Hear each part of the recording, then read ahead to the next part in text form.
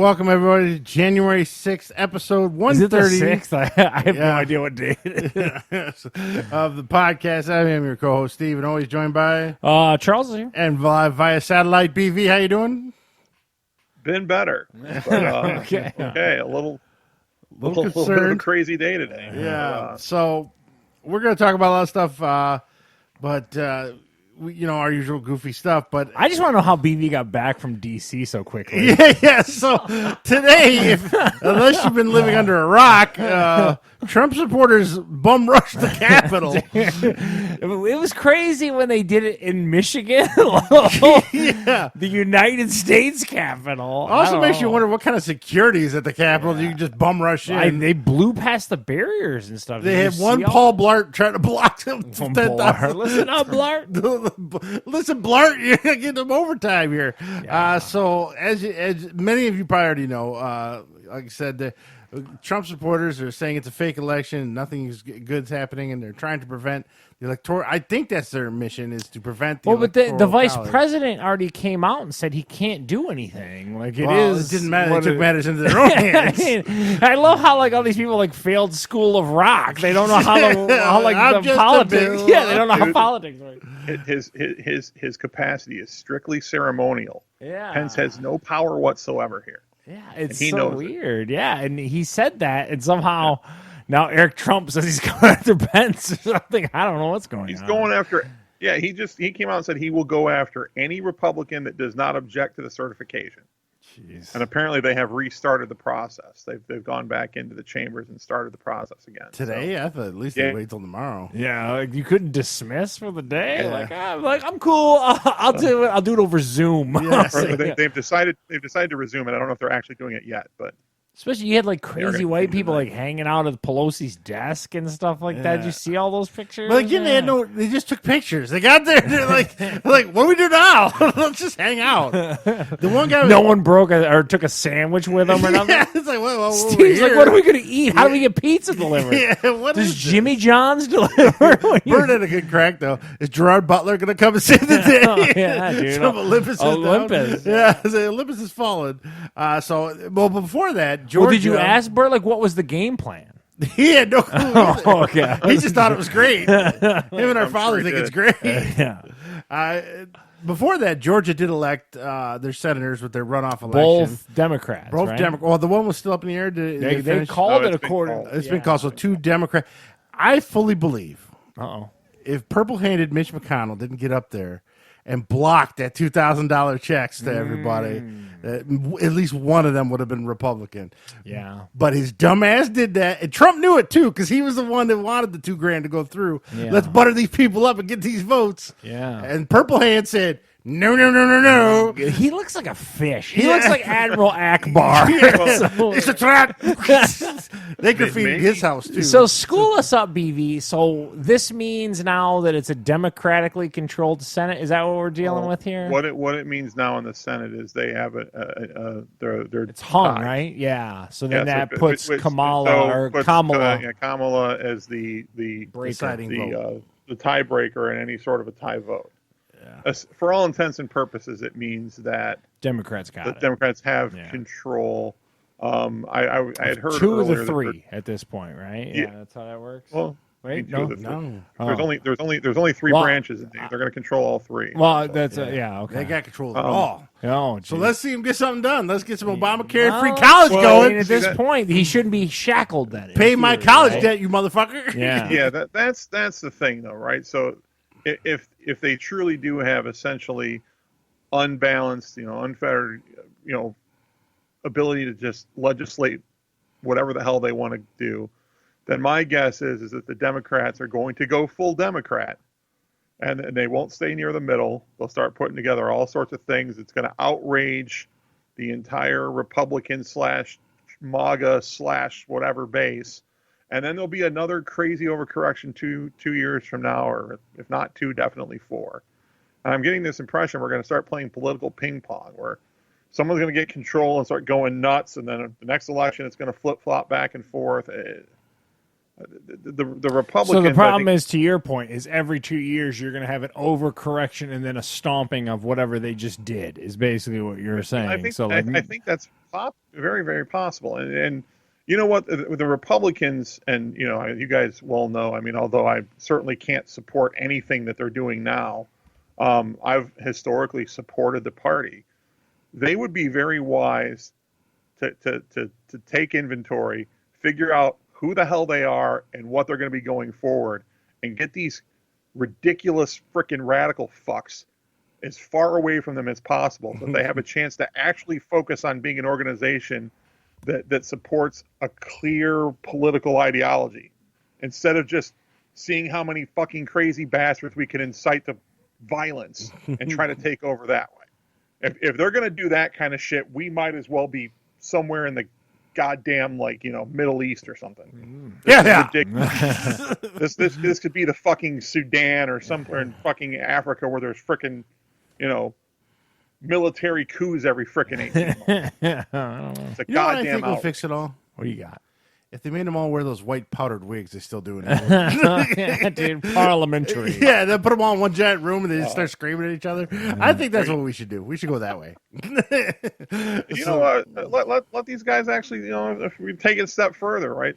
If they're gonna start, use their words to start this, then why don't we all just put them in a room and let them throw hands? Yeah, let these sorry old frickin' pampered bitches throw hands, and then whoever wins. Bernie Sanders gonna get knocked the fuck out though. What? Bernie Sanders will get knocked the Steve's fuck calling out. Bernie out. Bernie's He's not the first one dropping eliminated. nobody. Yeah. Oh. In the battle royal of the senators, he's going down first. You'd have a different way of electing people. Like, I don't know. I don't think he can throw hands. I think mine's a little more civil with the white wigs. I don't know. It's a weird time, man. You're definitely gonna remember 2020. I will say this: cancel the inauguration. That is so going to get crashed. Well, it's all he already limited it drastically. I thought, I could be wrong. I thought he wasn't doing it like a traditional inauguration. He better not do anything outdoors because they will crash the shit out of that. No. I don't care what they do. They might as well just go to an undisclosed location. Yeah, he must just get quietly. inaugurated in a bunker somewhere with a camera because I don't know. No, way. or you could do the other move and actually keep these people under control. Is the real point of that? You know what I see how mean? well that worked today. Well, but stop letting their white privilege how to well be that these worked in point Lansing. pre-show, Yeah. pushing over everything. Yeah. You know. Well, and then now let's take it a step further, right?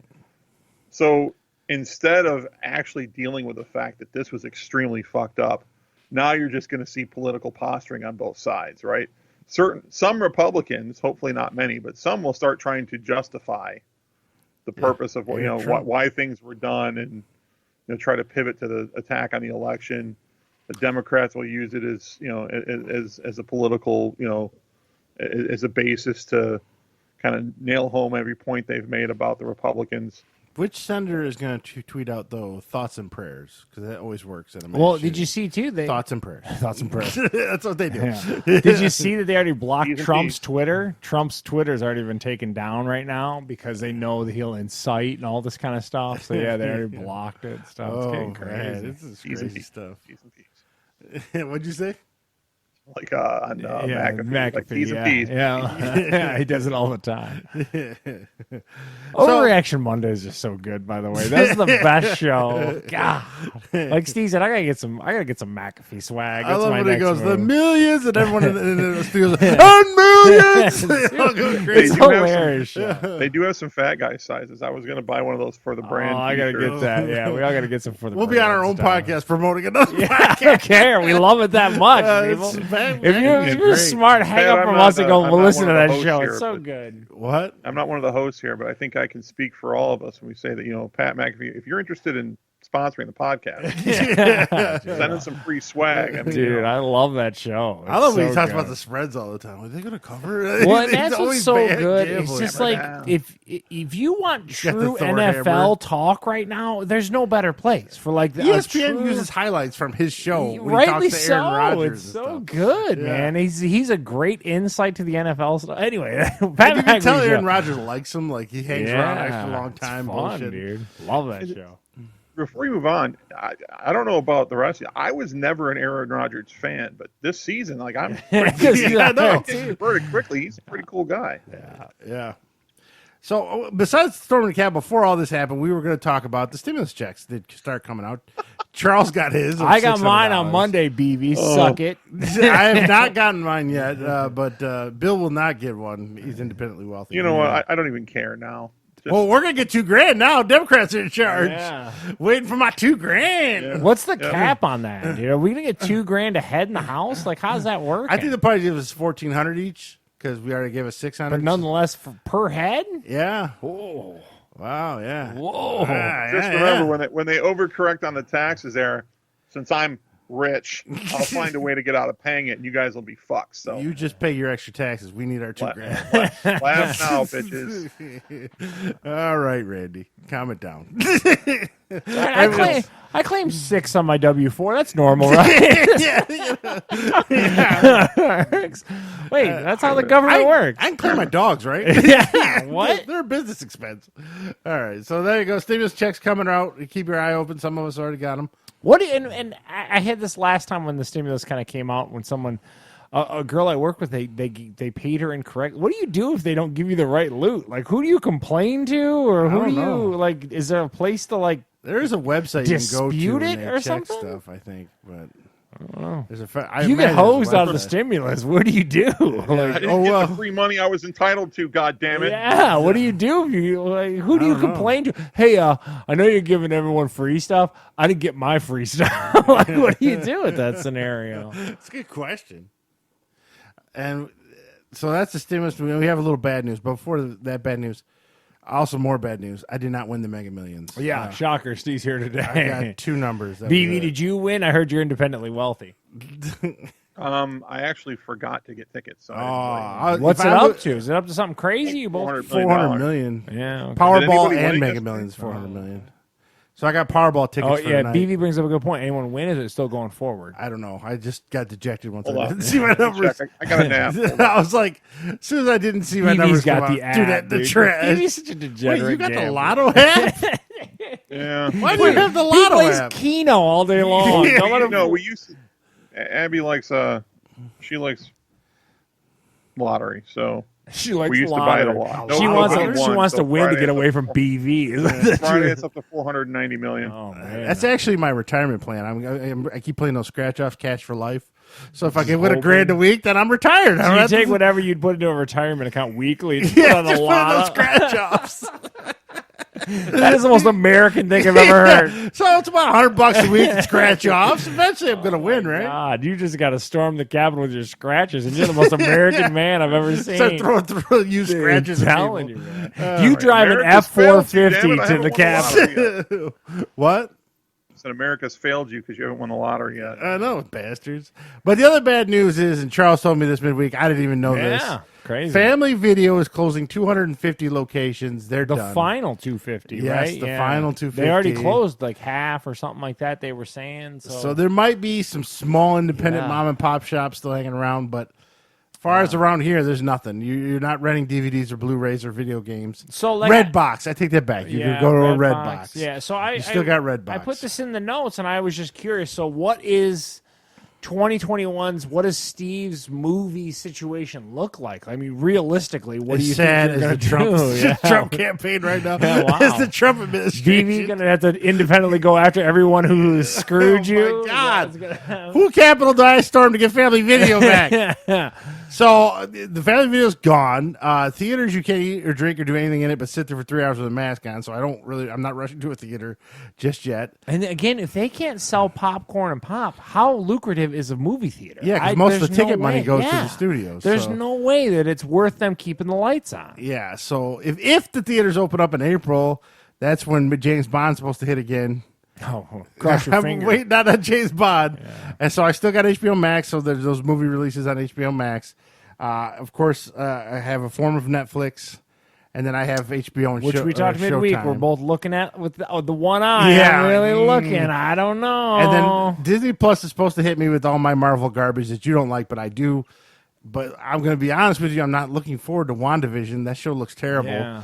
But Loki looks good, and so does Winter Soldier and Falcon. But there's no release date on those two. Who the fuck knows when they're coming? Yeah. But so I don't know. I might be doing a lot of drawing. If BB got back into playing the guitar, I might be Finding those old hobbies and dusting them off, huh? Because I mean, you'll see this week the reviews. I don't have much either. So, it's getting slim pickings. And now, I can't rush to the theater. Okay, so it's $5. I'm cheap. I go to the matinees. So $5 for me, $5 for Michelle. Holly's not going with us anymore. She's too cool. You buy some popcorn pops. So it's about $20 when we go. $25 to a movie. If I'm seeing Bond, Godzilla, Superman or something, that's fine. But I don't want to pay that much to see like Green Book. A movie that you would consider you're taking a risk on. Like it's not a guarantee that you're going to be into. Yeah. So like you said, like something like the Green Book you loved, but at the same time when you went into that, you're like, I don't know if I can justify that if I'm not quite sure. Yeah, not knowing and just running to the theater to see it. So I get you. So all those smaller movies now are going to be relegated to streaming or cable, really. And again, we talked midweek, so you're down to because I want to audit BV's streaming services too, because I'm curious about everyone's. You're down to Prime and the cheaper form of Netflix streaming is basically what you have. What do you got? I got Bert's login, so okay, so you're doing something illegal. Yeah, so forget Netflix. What do you got? I prepaid for Disney when they had a promo. Yeah. So I got it until November of this year. It was a 2-year promo where I paid. It averaged out to about $60 a year, the promo. But nonetheless, I would argue that once we get out of this window, it's hard to justify that loot. Yeah. I'm struggling. The problem is mine ends in November, and like I told you, December is when the Boba Fett show hits. So I'm gonna have to pay for an extra month, at least a month or two to catch all as they trickle them out. Yeah. So I think they know that, and they probably plan a lot of their series to begin in one month and end in another. There's a dry erase board at Disney corporate where they're like all the assholes signed up here. Yep. Because my promotion was pretty popular. I wasn't the only one that signed up for that. There was a lot of 2-year promotions when they first launched. And a lot of those are going to be coming up this fall. So we'll see how that goes. Everything's going to be literally 2 days after. Like, God damn. And I still have Amazon Prime, which primarily I use it for shipping, really. I mean, right now I watched The Boys Season 2. I watched that. And that's really the last thing I watched on there. Yeah. I mean, it's kind of barren on there. They're supposed to have Lord of the Rings. I got to tell you, I'm struggling on that Boys. Oh, you losing interest? It's so boring. I don't know, man. The middle of that season, like, it's a great premise, but, man, I feel like they're squandering that premise. Unless you're telling me, I'm going to keep trying as I kind of go downstairs, I'll watch it and stuff. You got to admit, like, it lags hard. There was some filler. Yeah. There was some filler. Like, I don't care about, Billy Butch's background. I don't care. Like, get back to more of these guys being dicks. The deep guy is kind of... I'll be honest with you. It is dropping bad. Great premise. BB, where are you at with your streams? Me and Steve kind of talked to each other midweek. Where are you at? What are you paying for at this point? Okay. Plus, wait, before we jump off Steve's got Spotify, too, that he pays for. And that's primarily for Holly. Yeah, what do you got, BB? All right, so I don't actually pay for it, but we have Amazon Prime. As we've documented, we have a bit of an Amazon problem in my home. So as do I. God. We have Prime for the shipping, and we've had it but I wouldn't have Prime just for that service at all because I don't think it's worthwhile. I have Netflix still, although kind of giving it some thoughts. Everyone I still have that $17.99 for mine going forward. Jeez. Yeah, no, that's crazy. I still have that bundle of Disney Plus, Hulu, and ESPN Plus, and then I also have a Spotify subscription. So you only got the two, aside from like a standard DirecTV. In your house, you only have 2 streamings over and above what you. Well, do you have HBO on your DirecTV? HBO is part of our subscription. Yeah, so he gets HBO Max with that. That's part of the deal. But again, it's not. You didn't come to it for that reason, is what you're saying. No, and to be honest with you, I hardly watch anything on HBO. It's still there because I just don't think to get rid of it. And then, like I talked about, I actually eliminated my Disney bundle. The middle of this month, my Disney bundle goes away. That's what I was talking to Steve about. The UFC stuff is death by 1,000 cuts. They're going up a few more dollars. Mm-hmm. I'm not happy with that. Yeah, we're going to talk about that here in a little bit. The ESPN Plus stuff, once you get past their original content and kind of whatever 30 for 30s you kind of handpicked, and I was really into the UFC stuff, but I can't keep going up. You can't going up. It started out good, but there's outside of the MMA, there's not a lot of Once content. you get past Peyton Manning, there's nothing on ESPN Yeah, Plus. and that's so that got that, and then like we talked about before, the Disney Plus. Mandalorian's over. I'll see you, dude. Like, Yeah. and then with the Hulu, I've talked about it at length before.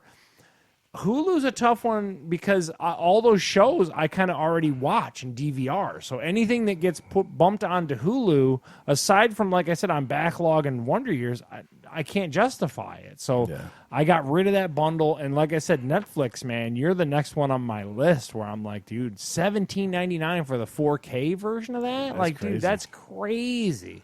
And like you'd said, I thought I was That's more than grandfathered into a nope, they hit me with I'm going up to $17.99. I'm like, ugh. So I might be doing a jump in, jump out on that. And there's nothing on Netflix. Well, I mean, I don't know about baking shows, but Yeah. I mean, like, Yeah. there's no Stranger Things, there's no Witcher, there's And nothing then- right now. so No that's- Umbrella Academy. Yeah. So it might be one of the I'm waiting on Peaky Blinders, which again is a great show, but I might just wait till all that hits, And get then- it for a then month get or it. two, give you $30 for the 2 months, and then see you later, man. I It's the can't. best way to do it.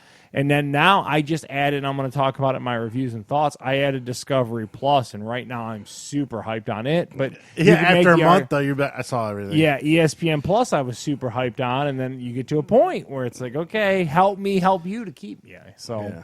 anyway, that was our 2 cents, and I'm curious to hear, we'll kind of check in with Steve, what he plans to do, because he was a pretty prolific Blu-ray guy and rented even games and stuff, and it's all gone, man. That He's sucks. screwed, people. I mean, I guess I could Redbox, but Redbox charges you like $6. Is it really that expensive to Redbox a I movie? think it is. BB, can you peep that on your computer while you're sitting there, BB? What Give it- cost the Redbox? Yeah, like how much like a new title, like a new release title, Or on a video Redbox game. or something. I Like bet that. you a Yeah, video game. game's expensive. Yeah, that's crazy. So, funny, Family Video is closing, so I thought I'll stop by there on the way home from work. catch a deal.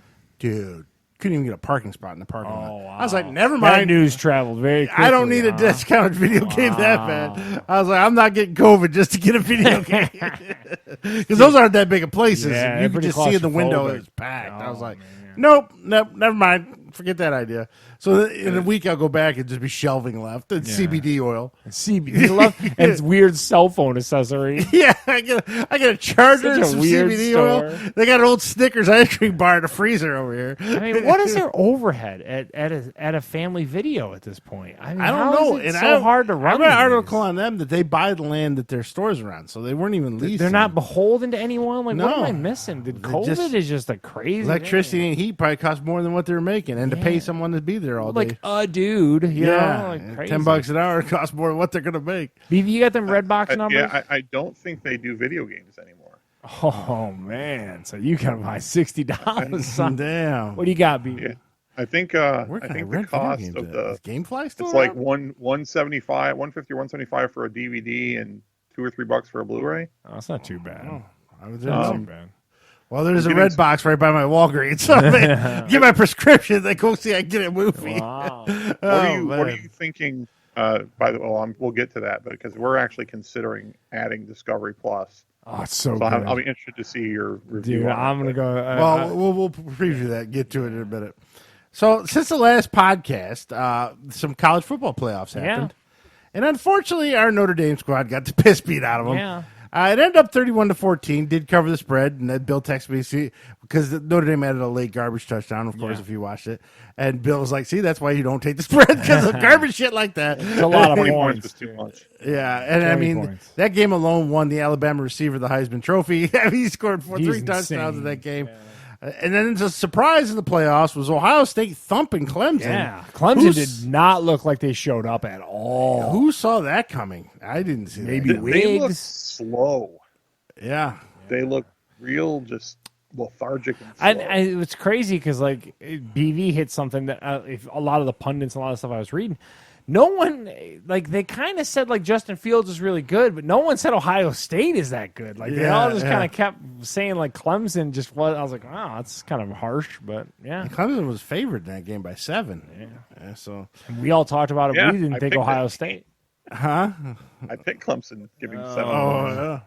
and thought I was doing it comfortably. Apparently, we were all wrong. That was probably the surprise of the weekend. Yeah. And then, of course, we had to cover the last big bowl game. Them boys beat Mac Brown's boys 41-20. It's funny because it was 27-20 at one point. It was a close game. And then I fell asleep again because I can't stay up late.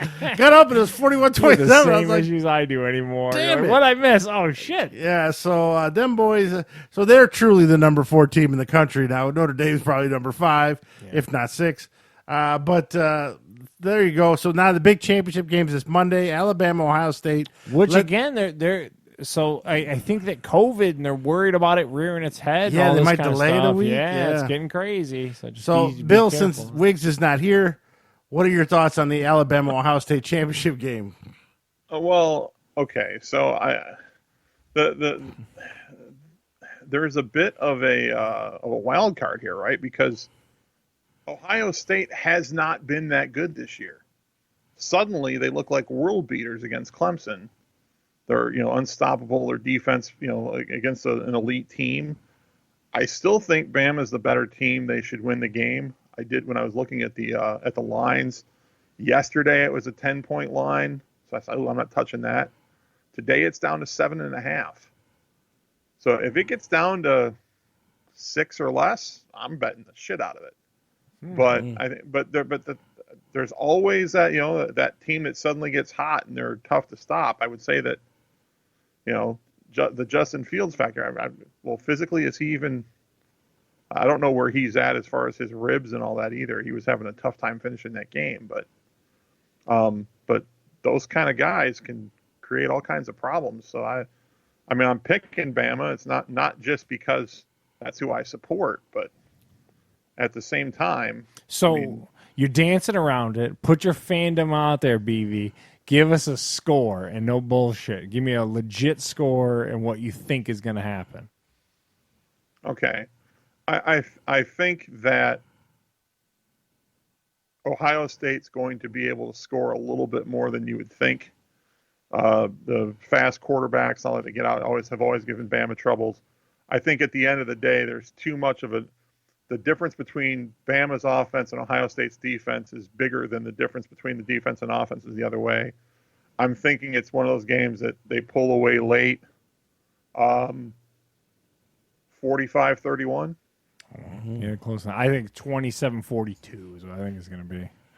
I think it's 31-28, and Ohio State wins. Whoa. Oh, damn. Now, are you saying What's that your just to fuck basis with me, there? or is Yeah. that your honest No, belief? I'm not saying it to fuck with you. I mean, Ohio State looked that good. Ohio against- State was a fucking underdog last time they played Bama, and they fucking beat Bama, Yeah. if you remember correct. Okay. With Cardell Years ago was Jones. Yeah, did we forget about that? How many years ago was that?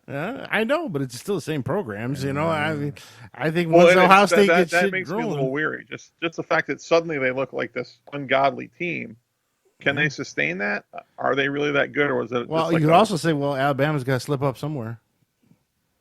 They've been unstoppable all year. Someone's got to eventually catch them. Maybe, I hope maybe not. for, I don't I'll know. be honest with you, I don't have a horse in this race. I hope for a good game. The usual conversation is it would be nice. I hope I to can have stay a awake good past game. halftime. Not gonna happen. I just looked it up too. Apparently, as of now, it's still on schedule. Yeah, So- there's some COVID issues. We're going to talk about in the NFL for sure. My team. Yeah, if Ohio State loses all their receivers to COVID, then Alabama's going to win. But so also since then, the big to join Gus Malzahn in the unemployment line, Tom Herman fired from Texas. Texas still thinks they're Alabama of the South. Yeah, dude. I said They're paying Texas him- has got a big vein of that Michigan issue, big Yeah. time. What? Speaking of which, did you see that Texas has already hired Steve Sarkisian? Sarkisian. Yeah, Yeah. literally like 10 minutes Current- after they fired this guy, Yeah, they current hired the other offensive guy. coordinator. He is going to stay with Bama for the national. Is he going to title be game. drunk in Texas? Yeah, I was just about to say, can he stay off the juice long enough to be a head coach? And he stayed sober long enough to get through Bama. I don't care what he does after that. That's 'cause- Allegedly. We talked about that earlier in the week, Allegedly, Bill. Everyone covers for Bama and Alabama, so no matter what they do, they found him naked driving down the road drunk. Everyone, Alabama police, like, oh, we ain't see him. You beat them boys this weekend. That's a good coach, right yeah, there. that's a good coach. So I don't know. So there's a look at now. Also, before we're going to talk about the playoffs a little later and some of our pitiful predictions at the beginning of the year. But Black, what do they call that? Black Monday. That's when a lot of coaches get fired. Now, a couple of these were from earlier in the season. So, as you know, Matt Patricia here locally in Detroit, shit canned. He's gone. And the GM. And the GM. Dan Quinn and the GM in Atlanta were both let go. Okay. Bill O'Brien, who was the GM and coach at Houston, he is gone. Now, as of Monday, Adam Gase of the New York Jets has been released. That's well-deserved. Anthony Lynn of the L.A. Chargers. Which they're claiming is the best gig. Is it what everyone keeps saying? Is because you got Justin Hebert is what a big McAfee thing they were talking about. Is like the Chargers is the job everyone's going to vie for. Not Atlanta, huh? That's what they're saying. Atlanta's got to be too. Well, no, maybe Houston with Deshaun Watson. Yeah.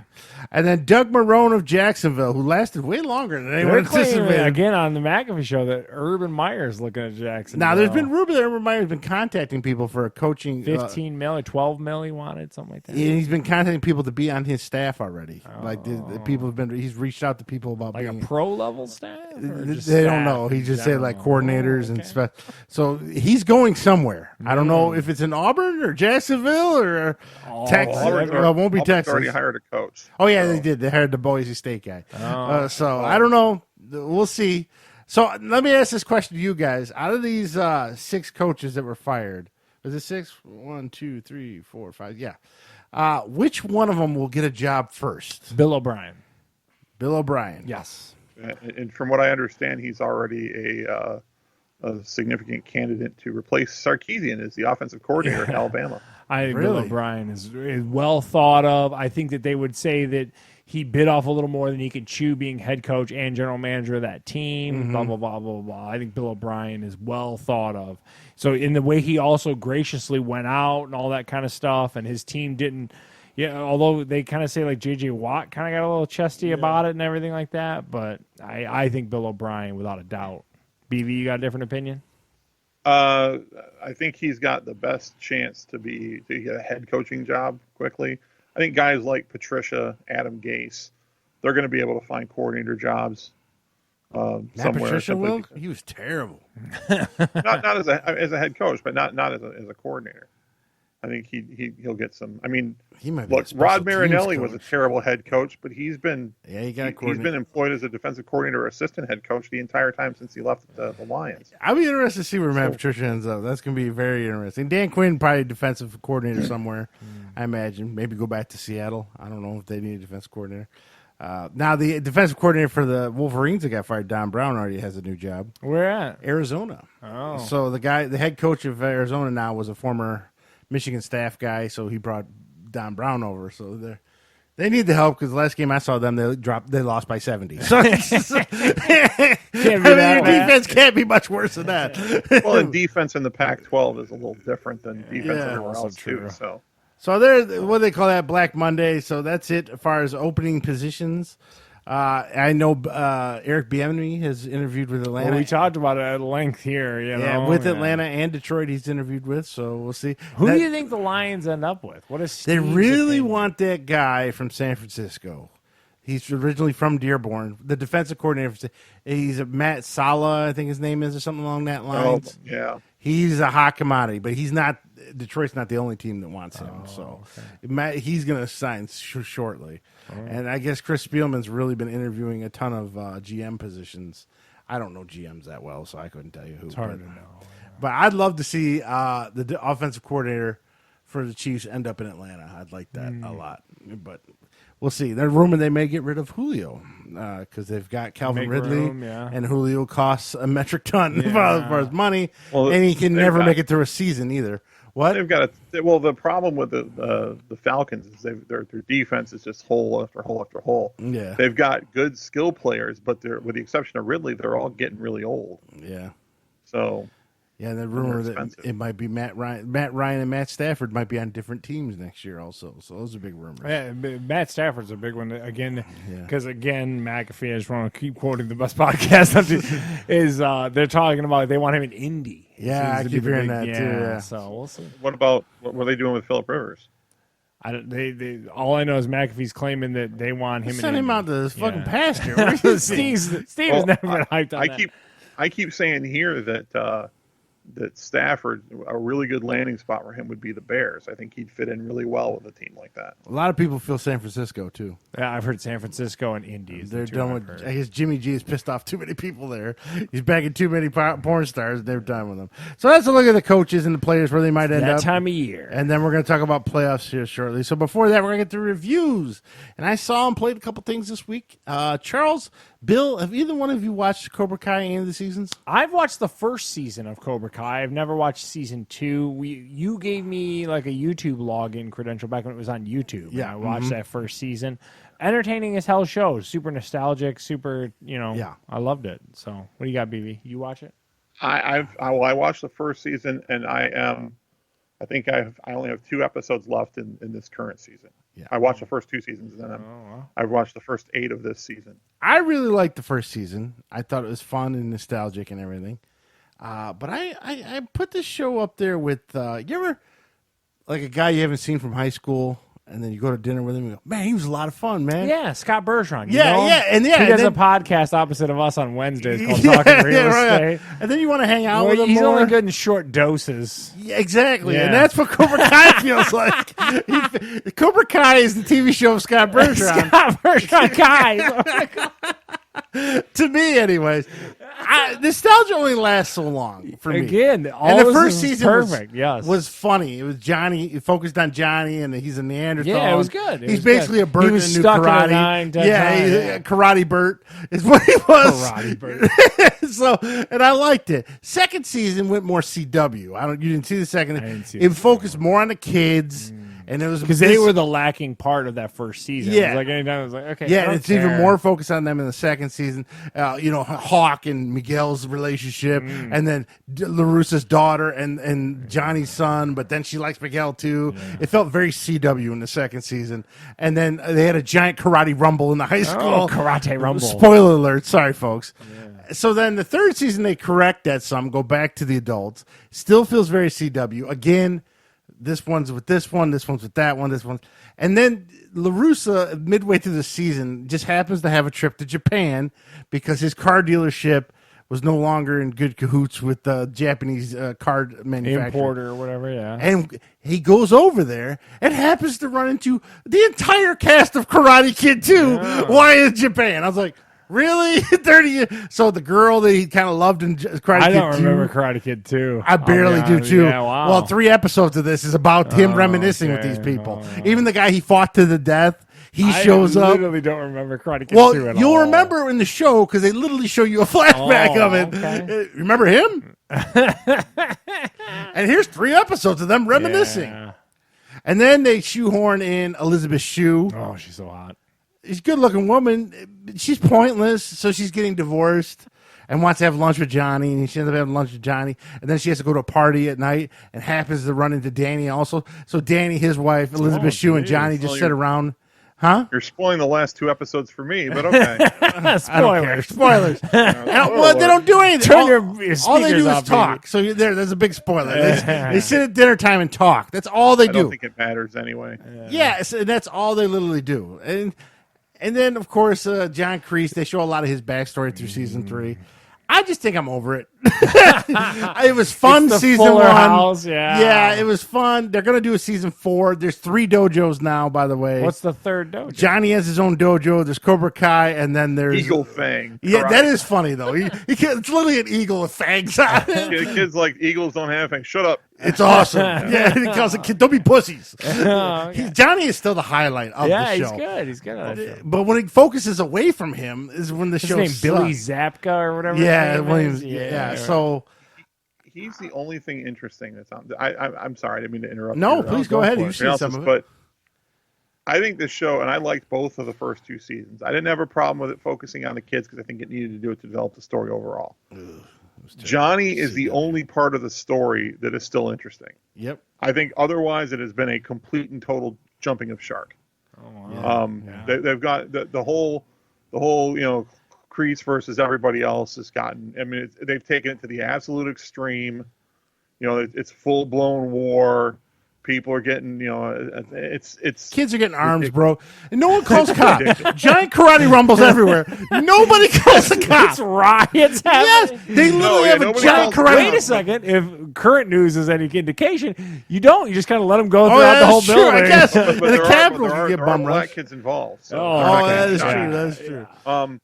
But they're also not. So yeah, no one's calling the cops or doing anything. But everybody's outraged. They're trying to cancel the tournament. And Yeah. the school's got this no tolerance and policy, and everybody's Basically, hugs, not sensitive to drugs this. type policy. Yeah. Yeah, it's ridiculous. And the only one kid from the giant karate rumble at the school, only one kid gets in trouble, and it's Johnny's son. No other kid gets in trouble. Oh yeah, by the way, so spoilers again, sorry. So Miguel gets paralyzed in the giant karate rumble.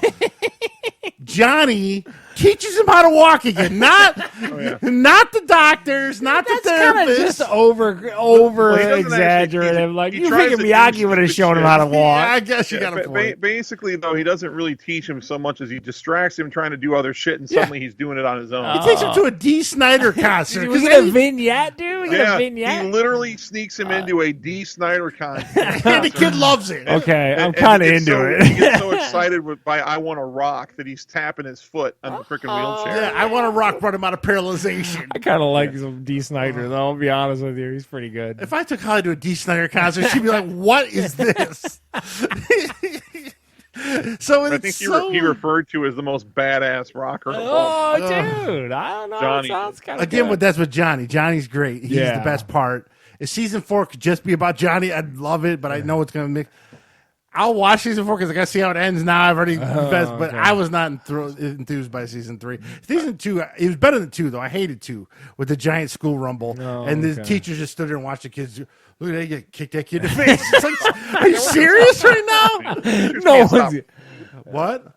Teachers can't stop kung fu, man. Apparently not. The one Everyone girl gets literally their had ass a kicked Wolverine as well. blade. She had blades on her hand. And like, no one's arresting this girl. She just stabbed A someone. full-fledged weapon in a skull. Yes. I do have to ask you, though. It's gonna since there's only 2 more episodes anyway. Yeah. Does Johnny and LaRusso actually join forces at some point? Yeah. At the very well, end. because I thought They have a would done tag so team match already. against Reese. I'm not even Tag bullshit. team? Yeah. It's Johnny and LaRusso versus Reese, and Reese had Johnny's son. So it was like a tag team match. Yeah, I'm kind of into it. You're kind of selling me. It's on it. sounding way better than it is. I'm telling you right now, because you literally got 3 episodes of him just reminiscing with these Japanese people. You don't even know who they are. So I'm going to press you. Series as a whole, season 3. Give me the 2 numbers between those 2. Well, season 1 was like a 7 No, or an 8. series as a whole. So I'm season in my head. Season You're- 2 to me was a 5. I hated season 2 because it went all kids, and I was like, it was a CW show for season 2. Season 3 corrected some of that, so that's probably a 6. So season as a whole, a show as a whole is probably a 6. 6? Oh, Yeah, it's pretty yeah. low. What are you going to give season 3? You said 7? 6. 6. Okay. It only gets 6 because of Johnny. Johnny's the best part. And let me press BB. BB, what do you got for numbers? Give us. I would I know say you haven't finished, but Series as a whole before this season was probably 7, maybe 7.5. I liked both seasons. This season now, I'm dropping it down to maybe 6. oh wow. Like this season has been shit. I just love the giant Royal Rumble fucking karate. Did you? Spoilers, Bill. Sorry. All the kids end up at LaRusso's house while he's out of town, and literally destroy his house with karate. Oh, they're flying through windows. Doesn't file a claim. Doesn't call a cop. Nothing. I'm like, are you fucking serious right He's now? wealthy. He Put doesn't need holes it. in He's walls. self-insured. At one point, Reese. He's liquid. At one point, Was Reese. it his house or the dojo? It was in his house and the dojo. They ruined both. And the Those dojo are was like just in his cops backyard. do Did not they get- exist in did they this kick universe. each other's ass at his house and all jumping cars drive to the dojo? No, and I fuck think the that up, too? dojo's in the backyard. No, it's. I don't think so. I'm telling you, in this episode it was because the two girls run to the They dojo. changed the geography. Yes, I'm telling you, it's all over the place. Oh, yeah, at one point, Reese is throwing cobras inside of Johnny's car. Cobras, Yeah, inside of Daniel. Danny has a car dealership, so he's just hiding cobras in his car. Like live cobra. Yeah, so the salesman Yeah, they had a opens the cobra door. that came out of the front seat of Live the car. cobra falls out In of the a middle of car. the dealership, everybody freaks out. "Ah!" And you know how he got cobras? All his kids randomly decide to go to the zoo, break in, and steal cobras. Bags of cobras. It's the dumbest shit. Too many bags of cobras. I'm telling you. Those fucking teenage kids would go to a zoo and actually handle legit And there's not cobras. one security camera at a zoo. And you just walk in the reptile No cops section. to correct them. No security guards. Oh my god, this show's terrible now. Never mind, it's a 5. I mean, I'm making it sound way better than it is. Yeah, I think your nostalgia ball's giving you a 6. Nostalgia wore off quickly. You're throwing cobras out of the bag. Yeah, you're trying to sell some girl a fucking Camry and a cobra popped out. Oh, sorry. What the fuck? It's a rogue cobra. Yes. Oh man, I don't know. It's terrible. That's good. Watch season 1. Don't ever watch it again. Yeah. Okay, so I'm good at stopping. You can It's stop. no Kumite. What'd you say? Said it's no Kumite. Now the fourth season 4 is going to be the big karate tournament, and all the different dojos are going Wait, to they Valley don't even tournament get or to whatever. They don't get to the tournament by the end of the season? No, they leave it as a cliffhanger. Oh, my God. After they had the tag team match with Reese, it ends. First of all, how is... Okay, because John Kreese, he's like 80 years... I mean, literally like he's 75, old, 80 dude. years Yeah, old. He's old. Yeah, How do they... he literally I beats know- fucking Johnny's ass. I know he's back on top with Koala Kai and all. They got some mad ass stunt doubles. Let me tell you, because they're it's terrible. I'm sorry, it's terrible. Now I'm thinking about it, it's worse than I just said. Real bad. All right. Now, one game I played recently, before I played Cyberpunk now, is Immortals Fenyx Rising. This is by Ubisoft, Charles's favorite company. So that means you should only get a 6. It's probably going to get a 6. Every Ubisoft game. This game is essentially Zelda, the new Zelda that came out for the Switch, mixed with Assassin's Creed. Is essentially what it is. Same. It's got Greek trappings of mythology. Greek mythology. Yeah, Yeah. they talk about it a lot on the, another, again, Pat McAfee, Bombcast. Every week, and then I watch my Theo Vaughn podcast. Those are my 3 podcasts every week. I will listen to them ever since Joe Rogan went to Spotify. So I don't mind the game. I would loved it if it wasn't open world. Again, it's open world. Assassin's Creed. Here's 5 million side missions, and then there are some main missions. The one thing I do like, it's got Zeus and Prometheus, who's another god. They're kind of like narrators, and they're funny, and they're bickering back and forth between each other. So that gives it a little bit of humor to it. So I like that. That's nice. But it's it's Clash of the Titans meets Zelda. It's not So doing nothing original. nothing It's original not- or anything like that. I would loved it if it's just here's a stage. It sounds like a game that 6 months from now you're going to be like, oh, remember that Immortals game? It's pretty decent. Yeah, it's essentially what it is. It's a standard Ubisoft. I would have loved if they even made it like an old God of War where you just kind of go through and I don't need to do all these side missions. I don't need to find fucking Pegasus feathers all over the place. Padding it out, trying to give Yeah. you value. And especially after the long Assassin's Creed Valhalla, then, it's like, now this is going to be 30, 40 hours? Yeah. I would have much preferred it a tighter, more compact story with just some funny dialogue and just enjoy myself. And the way it is, it's, again... Wait. What's the combat of it? Like, what is it, a Batman type combat? Is it an Assassin's Creed combat? It's What sword and axe. It's more like... Is it button God of War a little mashy? bit, yeah. Time but you got to sequences. you got to dodge. You got to dodge and parry, dodge and Okay, parry, yeah. dodge and So parry. it's that God of War. And I'm not too Assassin's far Creed into it, so hybrid. I haven't had too big a power. And you get a bow and arrow, so you can shoot from a distance, dodge, shoot. The only thing I hate about it is the damn stamina meter. So you have a power meter and then a stamina meter. So your get next tired, objective's you start- on top of this mountain. So you got to make it so far, fall on like this cliff and rest. And then get back up and go. Whoever thought of that should be slapped. I hate it. It's like, It's just, it takes you out of the game more than it is like, oh, it's so yeah, real. they put it in there because Zelda Breath of the Wind has it. So they literally copied Zelda. It's even got the same kind of art style. So on that dry erase board in Ubisoft, they said Zelda Breath of the We Wild. need a Zelda. Yeah. Greek there mythology. was a Disney timeline underneath that. It's like a South Park. Get the panties, profit. Underwear gnomes. That 2 question mark. Yeah. So it's a 6. Could have been a lot higher if they would have just. WWE has this problem. There's a lot of people with this problem now. Even the NFL gets this problem. Everyone thinks more. You just need more. No, sometimes you just don't. How about you knock it down 20 hours and just make that 20 hours the best 20 hours? tight you can hours. make? Yeah. It's like saying. It's like I don't need Raw for 3 about hours it on this show all the time, where it's like, I can give you 12 episodes, or I can give you 8 good ones. Yeah. I'd rather have 8 good ones than 12 kind of with 4 mediocres. And Immortal suffers from this big time. It really does. And, I don't need a 7-hour WrestleMania. A 4-hour WrestleMania is fine.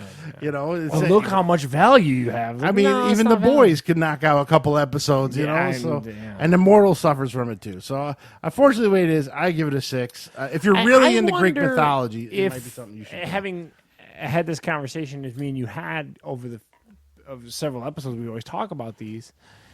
Are people real? I've never seen a review where it's like, oh my God, I didn't have 15 hours of side BS to bore me with. I've never seen someone like, you know what, they needed another 20 hours of fetch quests that really would have padded out the time. At that same token, though, I've seen reviews where the Call of Duty main account, it was only 6 hours. I should have more to do. Yeah. Really? I need to go fetch a fucking camo can. It's like you can't win with these people. But for me, at my age, if I'm 16, Steve, with no job sitting at home, sure, I'm going to plug 40 hours in. All right, that's great. But, when you got a job and everything. Well, and especially in this modern, so like you said, 16-year-old Steve is what, 1991? what other options did you have to put your eyeballs on? What'd you say? That was cool. We didn't need that. You had to out me like that? The gray hair, don't give it away? No, but what I'm saying is I only bring it up because in 1991, you wanted a 40-hour game because you didn't have anything else to do. If it wasn't on regular television, there wasn't a DVR, there wasn't streaming services, there wasn't so many internet, options. There wasn't a TikTok equivalent. We there was couldn't even have internet porn then. Yeah, there was no porno. I mean, there was porno, but you had to have mags and mags. Took like an hour and a half to load it. And that's one still picture. Yeah. So, I mean, I guess what I'm trying to say is, like you said, like times are totally different. And I question that. I don't even think a 16-year-old in 2020 wants that kind of content. Yeah. So if we go from mostly mediocrity to what I feel is the highlight of the week. Now, this movie is not new. It came out 2 years ago at the theater. And you joke, when you text me midweek, I didn't know if it was a documentary or this movie. I was super confused. You did not do a good job. I'm sorry about it. Sometimes the text is hard to relay. What you're kicking at me, I'm like, this has got to be a documentary. This can't be like a Mark Ruffalo movie. Like, what is this? It was a Mark Ruffalo movie. Yeah. So originally it was a news article. And Tim Robbins, apparently. Right? Yeah, Tim Robbins in it too. Yeah. Bill, you'd probably like this. There's a lot of law involved in this. This is now with he just shaking his head. There's law involved. I love it. Kick me whatever's got law involved. Well, no, it's got corporate law, and he defends chemical companies. Oh, okay. Well, that's so. If I ever saw a movie about like web designing, I should be like, you'll love this web design. Yes. If you ever see a movie with a guy plunging toilets, kick it right at me. That's right. Kick it right at Joe. Joe's gonna love this. Look at this guy grout this You tub. gotta check out Maintenance Space. I think he would enjoy this. I'm just saying. But I don't know if anyone listens to the podcast. I do have a couple phobias in life. One of them is that I bitch about infrastructure and dirty water. This is even before Flint. We live in Michigan. Yeah. Even before Flint, when I was a kid, and we'd go swimming in Lake Erie, and the water was fucking lime green and dead fish. We everywhere. are the Great Lakes state. Yeah, we've seen more dirty water in this state than anywhere I know. And then now you get boil water alarms from regular cities all the time, Westland, Canton, everywhere. So what Dirty Waters is, it came in the theaters 2 years ago. Mark Ruffalo stars in it. It is about a small town in West Virginia where this little company that works there by the name of DuPont. I've heard of that. Jeff Gordon drives for them. Yeah, right? yes. Jeff Gordon. Yeah. DuPont's a small company. It makes, I don't know, trillions of dollars a year, but they make a little thing called Teflon that Charles loves. I love. It keeps eggs from sticking I think anyone with modern cookery likes Teflon. Yeah, it keeps eggs from sticking to your pan. It's great. Keeps your stuffler from getting sticky. Yeah. But the problem with Teflon is, and this company DuPont has known this since the 40s, because it was developed for tanks to help things ricochet off of tanks. That's what Teflon was originally developed for. It had a different name at the time. They know that this is very poisonous and very harmful to If human. ingested, right? Yes, to creatures, not just humans, animals, everything. You take any of this into your, but that's why at the same time they lecture you, don't use metal utensils in your nonstick cookware. You know, is the minute that surface gets any kind of scratch to it, you're to discard that because that's showing that it's getting into your food, is what you're saying. Yeah. So, yeah, essentially. So Teflon bad. Don't put in body. Well, DuPont knows this. They've had scientific tests. They had rat tests. 3M, the other company, they also know about this. And those motherfuckers still let everyone die. It still pumped the waste into water, into drums. The waste from the process of manufacturing Yes, it? when you manufacture Teflon, it leaves an ash, and it also leaves this sludge. The ash, they just burned and let it go in the air. Oh. The sludge, they threw in a local lake behind the whoopsie. worm. And then whatever else sludge they had left, they put in drums and buried it in the garbage dumps right next to this guy's farm. This guy's farm, all his cows, their paws were growing inside. Their Wait a teeth, minute, yeah. Their teeth were turning black, and the cows would get mean and try to attack you. Wow. And they were growing giant tumors on them. So this guy, you know, he cut a jaw of a dead cow off and kept it in his freezer. He cut the tumor off. He kept all the proof like in his freezer. There's something up on my farm. And he went to Mark Ruffalo because he knows Mark Ruffalo's grandma. He lives in Cincinnati at the time. He's a corporate lawyer for chemical companies. And he got Mark Ruffalo, eventually took his case and proved that DuPont knew this was poisoning everybody. And it had a lot of trials and tribulations. And What year is this taking place? starts in 1998. And it's still going today. Oh, DuPont is still fighting these people. Wow. Because they lost the Are they lawsuit. still producing the Teflon and stuff? yeah, when they Yes. so the byproducts are still being burned and Well, we don't know that the movie doesn't tell you what they're doing now to dispose of this stuff. Okay, Maybe that's what they're I'm following. asking, yeah. Maybe they're following EPA guidelines now. I don't know. You don't know. The movie doesn't tell you that, but it does tell you this stuff. And you know, like the people, like the farmer who's suing them. The town hated him because that DuPont was the main Big employer. money, big money, big yeah, money, you're yeah. taking money out of their pockets. I So get you. they were like bombing his house. Yeah. And they stole his evidence out of his freezer. it's much like to me. This movie is akin to what is it, Aaron Brockovich? Yes, It yes, sounds yes. very much like Aaron Brockovich. Yeah. That's exciting. Like, just wow. What? You're right. That's probably going to be the most exciting movie to me that I've ever seen. I'm sorry. It was for me. I enjoyed it. I did. What I think is funny about this movie and having you caught it randomly on Showtime. Yeah.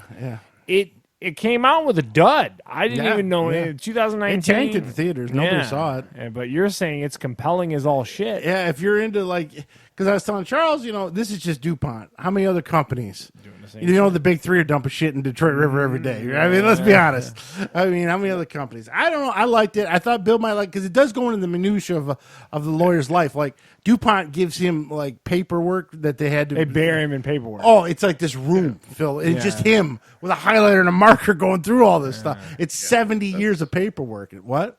That's a little bit different than the kind of law that in kind of. I'm not saying it's exactly what you. I know it's not that what I'm you involved. do. No, I know, but now you were talking about what they're still doing. I just kind of looked up the movie real quick to get a little bit of background on it. It did read that the EPA did end up fining DuPont. Mm-hmm. So likely what ended up happening is that when they get fined and they, in order to get in the EPA's good graces, they usually will enter into like some kind of a consent decree. Yeah, or they fined him they'll be $13 million. required- They'll be required to put in a particular controls in place. They'll have to put a disposal plan. They'll have to demonstrate they're disposing of it properly. What did the farmer guy get it after all? Did he They get never anything? disclosed, but he got cancer from the water, him and his wife, wow. and died. They probably drink well water if they're out in the Yeah, sticks. they died. Whoa. But, yeah, both of them died while the case But was still going on. What I read here in this little They don't say how much he got Summary. in the movie. is that they agreed to settle for benefits valued over $300 million, and then overall, the remaining cases they settle for 600 and so about a little under $1 billion. Yeah, and they make But- $1 billion a year selling On Teflon. Teflon? Teflon's on everything. Well, Yeah. that's the thing. I mean, in companies, maybe not to this The- degree, but The EPA Companies fine do was this a all the joke. They covered that in the movie. The EPA fine was $13 million, and they were like, and even Ruffalo, that's like pocket change to them. You know, so it's good. It's compelling. I'm usually not too into lawyer stuff, but I was more into this dirty fucking company. Where people tell me business should regulate themselves, and I'm like, should they? Should they though?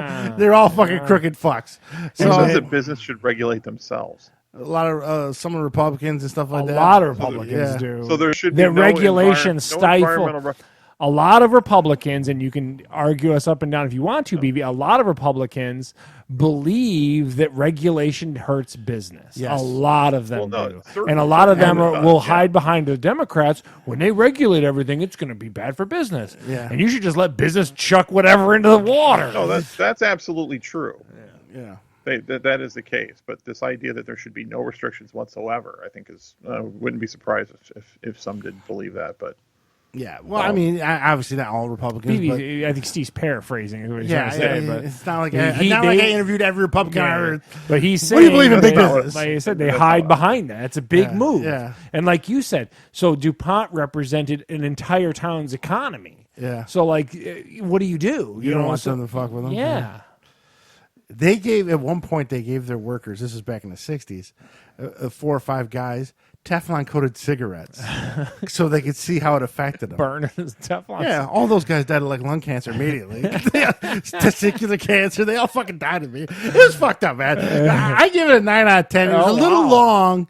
But it's just a compelling subject. I never saw Aaron Brockovich, sorry, so I didn't know. But I think it's kind of the yeah. same But thing. I have a phobia of water, of people fucking with my water all the time. You got like Mark Ruffalo's pretty choosy. We talk about The Rock being a little more choosy in what he does. Mark Ruffalo is pretty good with a lot of what he picks and stuff like that. I did bust his balls at one time. I remember on the podcast, like, he was doing good movies besides the Hulk anyway. Well, here's one of them. All right, so I'll give him some credit. Dark Waters, I enjoyed it. It came out 2 years ago. It's not new, but and also, if you're a lawyer, you might enjoy this movie. Is what I was told. Yeah, well, as him being a lawyer, the whole pressure on him, like he had to take pay cuts and stuff while this thing was going on, and his hands started. He had a fucking stroke at 49. He stroked out. He fucking did, and it's all based on a true story. So I thought it was good. I thought maybe B would enjoy it. Maybe it not. really came out with a dud. I don't though, have Showtime either, so I can't. No one has Showtime but Steve. Yeah, I've had Showtime for free for years now. I don't know why. So, anyway, so that because they wanted someone to watch it. They're like, maybe someone can. To me, that's the highlight of the shows I've seen this week. So I like Dark Waters.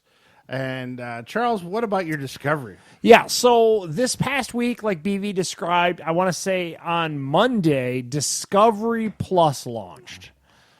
And what Discovery Plus is, what a lot of people don't realize is, there's 2 different forms of this new streaming service that came out. For $4.99, you get ad-supported. For $6.99, you get ad-free. Now, the Discovery family of networks, their entire catalog, as far as I can tell, is on this service. So what you get is you get all the Food Network TV, you get all the cooking channel. Oh, don't tell my wife this. This has got her written all over it, Steve. It's got Sign me. up, Shell. Yeah, it's Michelle, I hope you turn the podcast off. Dude, I'm telling you, it's so good. You get all the Food Network, you get all of the cooking channel, you get all the Science Channel, all Blue Planet Network, all Discovery, all A&E, History, I am overwhelmed by the amount of content. You can watch a lot of Pawn Stars. Yeah, you can watch all the Pawn Stars. You can watch, you came in when I was watching, all 24 seasons of How It's Made is on there. It's unbelievable. All the Mythbusters shows. They also have a lot of new original content. I'm a big fan of Mike Rowe. I like Dirty Jobs. I like him. Great guy. Very conservative Republican guy. There he is. Very much is. Very Glenn Beck guy. I get you. But I don't have to agree with his politics. I find him a blue collar. I like that he's always for the trades. He's trying to promote blue collar. I do like that. Yeah. Meanwhile, he was an opera singer, but it's like he's all for the trades. Oh, Weird. seriously? Yeah, I didn't he was know an that. opera singer. A big old school fan of Mike Rowe and Dirty Jobs, but you also get all the Magnolia Network stuff. That's the Chip and Joanna Gaines stuff is all on there. You get the whole DIY network for me and all the other random people who plunge toilets. They got that gay guy with the tattoos on his arm that sells houses. I don't know who that is. Michelle loves that show. You win What? the lotto and you call this guy and he finds you a house. Oh, you're talking about David Bromstead. It's at Lottery Dream Home. yeah. It's TLC. So yeah, that's on there. I mean, you get all the yo, TLC. don't tell Michelle. You get all the pimple popper stuff. Yeah. Steve, Are I the am 1,000-pound sisters on there? You get 1,000 pounds. I am overwhelmed by how much content they give me This for might be up $6.99. Michelle's alley. Steve, it's $7. Like we often But talk we have about all those stations though. Yeah, but I guarantee you, there's going to be holes in Michelle's of what she's seen. You also don't 300 movies. I'm chatting with her now, by the way. Ah, no! I'm telling you right now to make sure you get the $6.99 version. Yeah, you want no commercials for an extra $2. She The did light- say it. Discovery Plus sounds good. I hate you so Dude, much. right yeah, now. but I'm just saying, you get the content is so good, Steve. I watch so much of this stuff, like you said, on my regular cable. I'm all in. So I already watched Magnolia Table, which is the Magnolia Network stuff, which Joanna Gaines do. I know BV's not a fan of the cookbooks. We'll agree to disagree, like we do on some things on this show. I'm a big fan of their Fixer Upper show, though. Okay, so it's her doing a cooking show. My whole family, we've already watched all 4 episodes. We Is watched the the Pioneer Woman on there. Pioneer Woman is on the Food Network side of it. Steve, it is so good. So let me for ask you this. $6.99. So Michelle loves the Great Food Truck Race. That's on Food Network. That's on there. So when the new episode airs, is it also on the? I don't know of that yet. So that's okay. because it just launched this past week. So I believe that content's going straight to it, but I can't guarantee you Or maybe on that the next one. day. Yeah, maybe like a Hulu kind of thing, Yeah. like the next day or whatever. There's also originals, like I said, the Mike Rose got a 6 Degrees show that I'm going to end up watching. Again, you get the Magnolia stuff early. There's an extra thing with this guy called Freddie Dodge from my God Gold damn you, Rush. BB. And BB's letting her know it's great. Guys, I got to tell you. You're an asshole. If you watch any History Channel stuff, all the Forged in Fires are on there, the whole entire catalog of it. Again, Pawn Stars. It's great for dad. You know, I mean, I just, this is amazing stuff right now. I see what you're writing, asshole. BB's That's still. the idea. Make sure you use I Steve's told credit her card make to sure you sign buy her up. something pretty. Make him buy you something pretty. What does that guy do with Discovery? She gotta look pretty when you watch Discovery. Dude, I'm telling you, this has got Michelle written all over it. It's got all the little people. Big World that I watch. Steve, I probably conservatively have watched 25, 30 shows on this channel or on this streaming service. And it appears to me, as of right now, there might be some holes in it if they got some streaming rights out due to other people. But man, Steve, I am blown away by this right now. I cannot tell you guys enough. Discovery Plus, stop what you're doing and sign up for this shit. You also can get a 7-day free trial. We often talk about that. Michelle, if she wants to dip in. Because and again, she might be into certain other shows. The shows that I was looking for are all there. All there. Now, the newest season of 1,000-Pound Sisters just premiered. So what I'd like to do is I'll check and see, and I'll hit you guys up next week whether or not that quickly came to it. That asshole's selling me out. What's going on now? No trial, just commit. Tell Michelle. Yeah. Dude, Michelle's going to love it. I'm telling you, She Steve. probably will. And quite frankly, you don't even need that many originals. Like, there's that much backlog where I'm like, dude, I want to go back and just watch random Mythbusters episodes and all this kind of stuff. There's like 140 seasons of House Hunters and stuff too. So. It's all on there. I love Steve. House Hunters because it'd be like, our budget's $3 million. Well, what does she do for a living? She delivers papers. She has an Etsy store. And I'm a lifeguard. It's like you got $3 million budget on a house. And like Steve said, check back with me in 6 months. Maybe I sour to this, or I'm kind of like, I don't know. Yeah. But $6.99. Those are your type of shows, though. They to a T, Steve. Again, just the Discovery channels alone, or wherever. The only show. one I get hooked on for some reason is that Naked and Afraid. It's all on there, Steve. First off, they All always of get it. eaten up by bugs. But now here's the thing, and I know you're like me. You'll turn on Naked and Afraid, throw it on while you're in the room, and just kind of look over. So imagine that with no commercials. that's It's pretty- just rolling the whole time. Look at this idiot. That's pretty good. Steve, right now I am hyped on this Discovery Plus, man. I cannot say no. So right now you're giving it a 9? A 9. Oh, It's wow, that that's good. that. It is, and again, everyone in my household immediately lit up like, dude, it's on. We threw it on all the Apple TVs, on our phones. It's also got apps for the Fire Stick, too. I did that for the gym TV and everything. So, Yeah, big fan. And like I said, I'll have to look into all the Magnolia stuff. At least pop for the 7 days. I know BB does the commit right now, but I'm saying he said, buy her some diamonds and commit. What the hell, this asshole? Hey, I'm going to go home and go broke. If I do this properly, you'll already be a member by the time you get home. Yeah. So again, Such good tips, BB. Yeah. God damn it. So I just want to put it out there right now.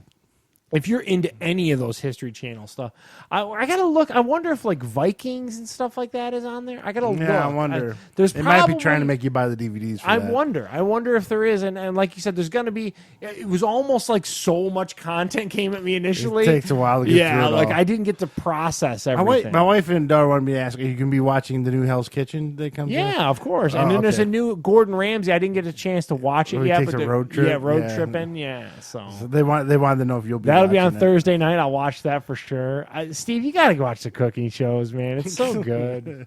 Wait, my wife watches. They're always on in the background of my house. I just don't sit and Yeah, watch but she them. also watches them in Mud Vision. At least when you watch them on the Discovery Plus, you get the 1080p. I yell at her. I call it poo vision. Why you got poo vision on? Dude, tell her to stop. And then, I know Michelle's It's standard listening at def. this Michelle point. records 4 or 5 shows. She's in got to standard def. start. Maybe this could be something towards you guys cutting the cord, as we talked about, because there's so much content on there. I bet you it's day and date with their service. I'm going to call it right now. So, huge fan of Discovery Plus. $6.99. All right. Man, So 2 winners, Dark Waters and Discovery Plus. Now let's go into 2 losers. That's Steve's animation corner. oh. Did you know anything about this one, The Great No, North? I didn't even know the picture you put up. It looked like a Bob's Burgers animation. Yeah. Which, again, they did Central Park in another one of the shows, and I wasn't a fan of anything other than the OG Bob's Burgers. Well, yeah. So Michelle caught this and recorded it. What channels? It's on Fox. But you know you have a stinker when they don't even advertise it. Yeah, I didn't know So about Nick it. Offerman plays the guy with the Love beard. Nick Offerman, Ron Swanson. It's a family in Alaska. He has an older son who's Will Forte, which I don't. His son must be the same age as him. I don't get how that works. He has a fiance. I don't remember her name. There's a 10-year-old boy who it's kind of like his Louise. He's dressed in a bear suit. Snarky. Yeah. Or Gene Not or really, Louise? none of them are really snarky. Okay, if he's dressed in a bear suit, it's more Gene to me. But Yeah, okay, I but get well, you. I mean, because Louise had the rabbit ears. Yeah, okay. And then there's an older son who's gay because he admits it on the show. You know, I'm gay. And they're like, yeah, in Alaska, he's gay? Yeah, Good luck for that. And then there's a daughter, a 16-year-old daughter. And then there's Nick Offerman. And Nick Offerman, he's kind of like the outdoorsy man. It's kind of based on him a little bit. Yeah, you can It's see made that. by the Bob's Burger guys. It's got the same animation. Half hour, not one laugh. I just didn't think it was funny. I didn't get it. So What is their premise? So they're living in a big cabin up there. They're outdoorsy people, I Are guess. they relocated The up mom, there? Did they grow no, up there? I think the father grew up there. Okay. The mom left him and moved to Pennsylvania with her new boyfriend. But he pretends like she's dead and got eaten by a bear, even though the kids know that's not true. But that's what he pretends like. And he can't handle change in his life. So his daughter turned 16. She got a job at the photo center down in the mall. And she didn't want to tell him. the 'cause he Mall couldn't- of Alaska? yeah, they Alaska's got a mall. malls? Yeah, so, and then the lady who runs the photo center is Nick Offerman's real wife in life, Megan Mullally. or whatever, Yeah. It just wasn't funny. It was like, all right. She's like, when's the last kid? Yeah, thing? and of course, my test is if I'm not allowed, let me see if Michelle's laughing. She was like, it was terrible. It was a half hour. It wasn't funny. Maybe a couple episodes to get into Like the you groove. said, I didn't even know what this was. They Usually haven't they haven't advertised or anything. They just threw it on one day. You so- say Nick Offerman, I'm like, yes. Yeah. Well, I'm coming to the realization that Ron Swanson is his not one and Nick only. Offerman. If it's not a spin-off show with him as Ron Swanson, probably don't want to see him. You know, I don't know. Maybe he'll prove me wrong and eventually get a sitcom that he's hilarious again in. But this is a big miss. This is terrible. I didn't like it at all. Wasn't funny at all. It's got the Bob's Burgers animation, just not the funny writing that Bob's Burgers Bob's has. Burgers so Gene's hilarious. Louise is hilarious. I keep Even going, Tina's great. I Yeah, mean, with her the cute mom's cousins, funny. Every yeah. character in Bob's Burgers is funny. I Where love this Bob's one, Burgers. none of them are really funny, and they're just super, kind of quirky, but not. It's hard to explain. A moose breaks into their house, and like they scared the moose off, but then the moose has the mom's bikini on it that he saved with the mom. Basically, it was all about Nick Offerman's character not getting Dealing over with things. the, So it wasn't funny. I don't think it's going to last long. I think they. Are you going to give an episode or two again, or are you just going to bail after I might try one more episode, and that might be it. So The Great North, it's a 3 out of 10. It's not funny. This is Steve's Animation Corner, and that was a big turd of a cartoon. Now, this next one, Charles and I disagreed on the first season. Yeah. And the second season, I'm in Charles's corner. They screwed this storyline up all over the place. How you screw up just giant robots fighting, I have no idea. So they made it a CW show? Is that what you're going to say? It's worse than CW. Yeah. So there's a couple Autobots left on Cybertron, and if you remember the end of the first season, I don't know if you made it to the end, the main group disappeared in that ship that, if you remember the original cartoon, they come down that big yellow ship that blows up. So they're in that ship.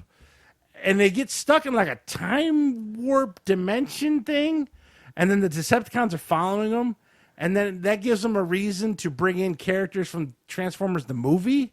So like Galvatron shows up, even though Galvatron is Megatron. So I was like, what? None of it made sense. And then that one of those things with the heads that spin around. I know what you're talking about. Yeah, There's one of them, but it's like the floaty thing. Yeah, but it cuts its other heads off, so it's only got one head and the one crazy head. And then there's Mercenary. I think the animation looked good. It's just my whole point was the actual show itself was bad. The story got even weirder and worse than the first season, and I didn't think the first season story was all that good. So I'm done, because now at the end of this season, again, it was only 6 episodes, a half hour each, so it wasn't long to watch. They hint at it's going into that Beast Wars segment of Star Wars. So they're above a planet. They're gonna lose you because you don't have any Beast Wars knowledge. I want to see Optimus Prime turn into a gorilla. Yeah, you don't know much care about that. That's after you. I think. So because they hinted at, because there's a Velociraptor on the planet with like robot eyes. So I guess they're gonna leave the ship and crash land here and go into the Beast Wars stuff, which I don't care about. So I think I'm done. Transformers: War for Cybertron, Earthrise. If you really, really love Transformers and you just want to see them and you don't care about any kind of story, then you can watch it. But for me, it's a 4. I was much higher in the first season. At least it made somewhat sense. This one, and then again, they're killing off a couple characters that are supposed to be in the original cartoon, and all this is supposed to take place before the original. The timelines are all over the goddamn place. None of it makes sense. 4 out of 10. Sorry, I wanted to like it better than I do. There it is. Real quick, I'm going to go off now. I just now thought of it. We're almost through the second season of that Shrill show on Hulu. Oh. Okay, no one lives like this chick does. Like, it's one of those... I only made it through the first season. Okay, well, it's one of these shows that's written in a way that, like, you look at it and you go, this is never going to happen in real... This is no one's life ever, I guess is what I'm trying to say. Like...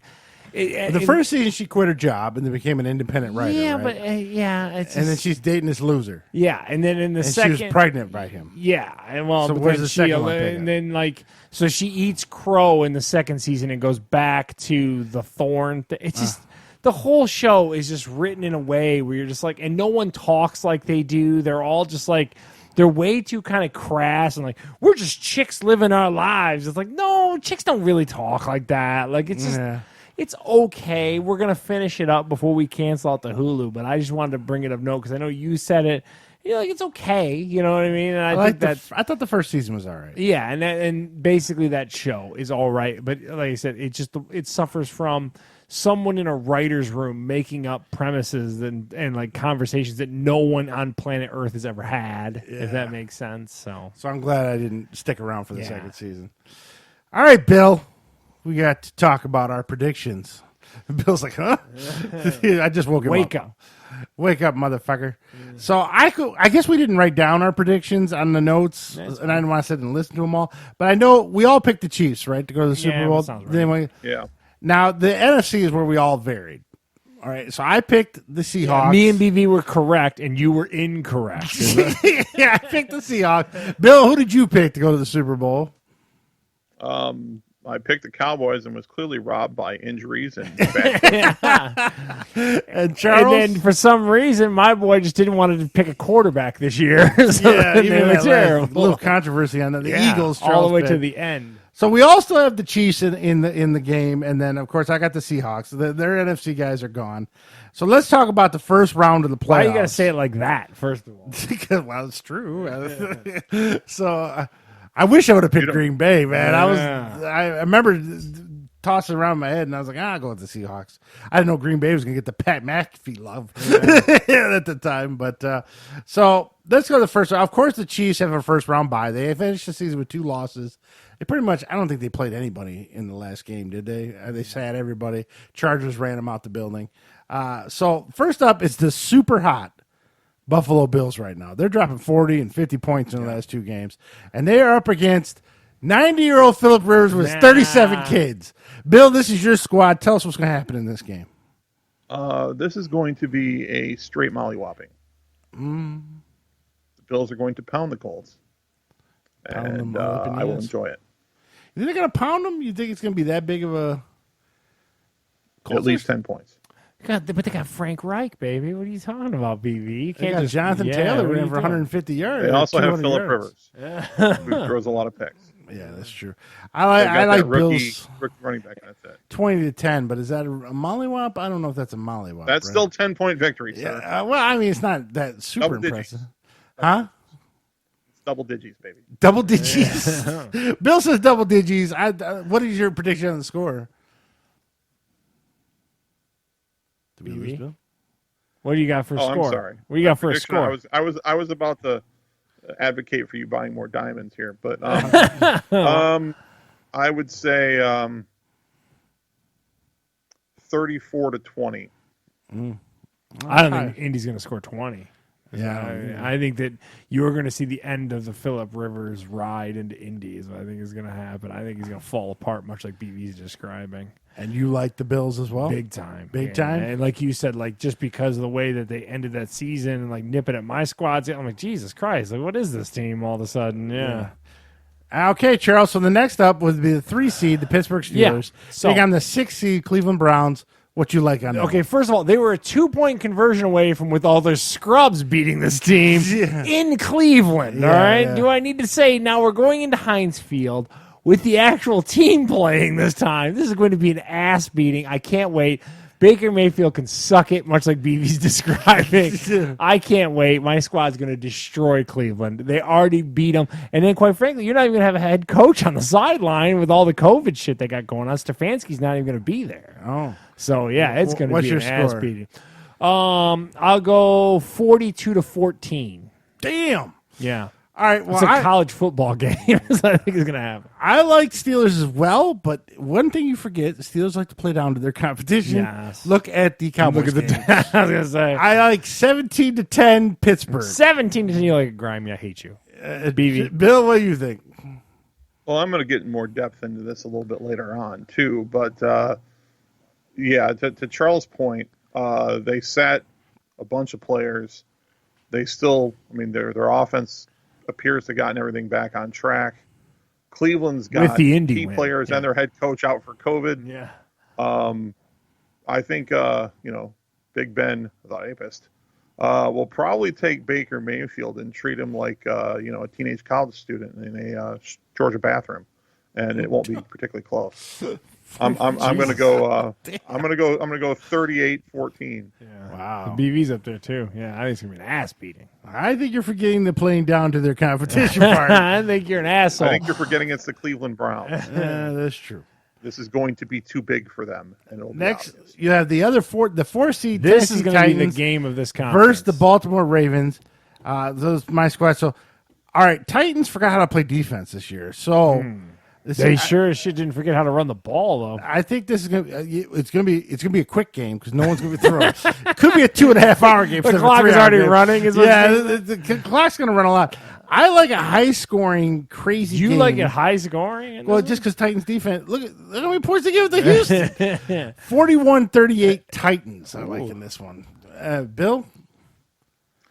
Well, they seem to have had Baltimore's number the last couple of years, but the thing that concerns me is what you just talked about: Tennessee's lack of defense, and the Ravens appear to have found their defense. I'm actually going to go with the Ravens in this game in a mild upset, although I think actually they're favored by a field goal. I'm going to go. I don't think it's going to be particularly high scoring. I would say 24-20 Ravens. And Charles, what do you think? Because I don't have a horse in this race, I do hate Baltimore, but any team that can run the rock, I respect. So that's why I'm going to take Tennessee. But I think that it's going to be insanely close. Like, it's going to be like 24-27, something really It's going to close. bounce off the upright field goal. Yeah, like they it's just going to did. be the game of the weekend. I really feel that way. I'm looking forward to this. What time slot do we have for this particular matchup? Does anyone know, BV? Can you pull that by I'm chance? looking it up right now. So that's going to be a tight one. Yeah, that's going to be the game, at least for that conference, going to be the game of the weekend. So we all agree on Buffalo. We all agree on the Steelers. And Bill likes the Ravens, where you and I like the Titans. We're wearing them Titan colors right now. So By the way, that the Baltimore-Tennessee game is the first game on Sunday, so it'll start at 1 o'clock. Oh, all right. All right, cool. They're not doing the 12:30 thing? Sometimes they do. No, It it's, offset it a little bit. Yeah. They fucked with Cleveland the times. Pittsburgh is the nightcap on Sunday, by the way, too. Oh, So if you're working Sunday during the day, you should be home in time to watch the game. And you'll fall asleep at half. the Yeah, it nice starts part for me, 8:15 Eastern. So as of right now, I'm off on Sunday. As of right now. And then, I think okay. the best games are going to be Sunday. Sorry. Oh. So AFC, like I said, we all like the Bills. We all like the Steelers. Chiefs are on a bye, and we're a little split on the Tennessee and the Ravens game. So then we head over to the NFC, and the Green Bay Packers are taking a bye off with Pat McAfee just chilling. But the number 2 seed, Mr. Broken Ribs himself, Drew Brees, the New Orleans Saints versus the number 7 seed, Chicago Bears. Bill, tell us what's going to happen here. Well, as much as the Bears have not been able to solve the Packers and Aaron Rodgers, I think that this is a far better matchup for them as far as the top teams are concerned. I think that they can keep this game close. Ultimately, though, I think the Saints end up winning. I'm thinking something like 27-20 Saints. Charles? First of all, the Bears suck. Can we just stop? I mean, Mitchell, They lost and got into the I can't playoffs. stand the Bears this season. Like, whatever to get them out of the playoffs is all I consider. 35-21, give me New Orleans. The Bears are terrible. And it's in New Orleans, so yeah, I'm going to say 42-7. Yeah. I don't like the Bears in this at all. They're lucky to be there, just like certain other team we'll talk about here in a second. All right, the number 3 seed, Seattle Seahawks, plays the number 6 seed, the LA Rams. Charles, what are your thoughts on this one? Well, first of all, the Rams look like a bit of a dumpster fire. Like, you know what I mean? Like, the Rams got issues towards the end of this Jared year. Goff's thumbs over Yeah, here. like anyone seen it? Yes. So I'm just telling y'all, like, give me Seattle again big. I don't think this is going to be a very compelling game. Yeah. I guess just for sake of like 31-10 or something like that. Yeah, it's going to be. LA's got issues. I agree with you totally. The Rams, their defense is tough, though, but their offense is a train wreck right now. No running back, and Jared Goff has no thumb. So, yeah, what do they score? 7? And then Seattle probably puts 28, 25 on them. So, yeah, 28-7 Seattle for me. Bill? Well, yeah, I think the thing with the Seahawks is that they're not the team they have been. Their defense is not particularly good at all. But you got to have an offense the to score. It doesn't matter. But the offense is all Wilson. They've gotten a little running game, but their guys have been kind of in and out of the lineup. Without Goff, and I don't think Goff is exactly a world beater, but without Goff, they basically have one of those guys that no one's ever heard of before playing XFL quarterback. or something. Yeah, I don't know how they can win unless they would be smart enough to just pound the running game the entire time. Although I think their running backs are hurt too. Is this 2020 NFL BV that doesn't exist? Yeah, You just described a unicorn. So I do think that the Rams defense is good enough to keep it reasonable as far as not getting blown out. But I think you're kind of on the right track. I think I would something like 24-9.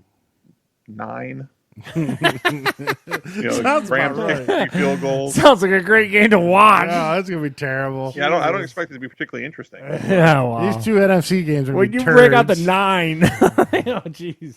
I don't know how. I mean, unless defense or special teams is it, I don't know how the Rams can score a touchdown with that offense as it is right now. Yeah. So then finally, the 4 seed, the Washington football team, versus the number 5 seed, the Tampa Bay Tom Brady's. I was kind of hoping the Eagles would win, so Tom Brady had to play the Giants. For some reason, the Giants, you struggle, no matter how shitty someone's they are. kryptonite, Yeah, dude. I was hoping the Giants got to play him. For the record, I said in our preview back in the summer, I said the Tampa Bay would make the playoffs, but I thought they were going to be 10-6 and win grimy, like close games. Actually, Tom Brady's playing way better than I anticipated. So, the Buccaneers are going to win this easily. Washington got handed a gift by the Eagles. Yeah. They shouldn't even be there. I just hope that Alex Smith makes it through without breaking his leg again.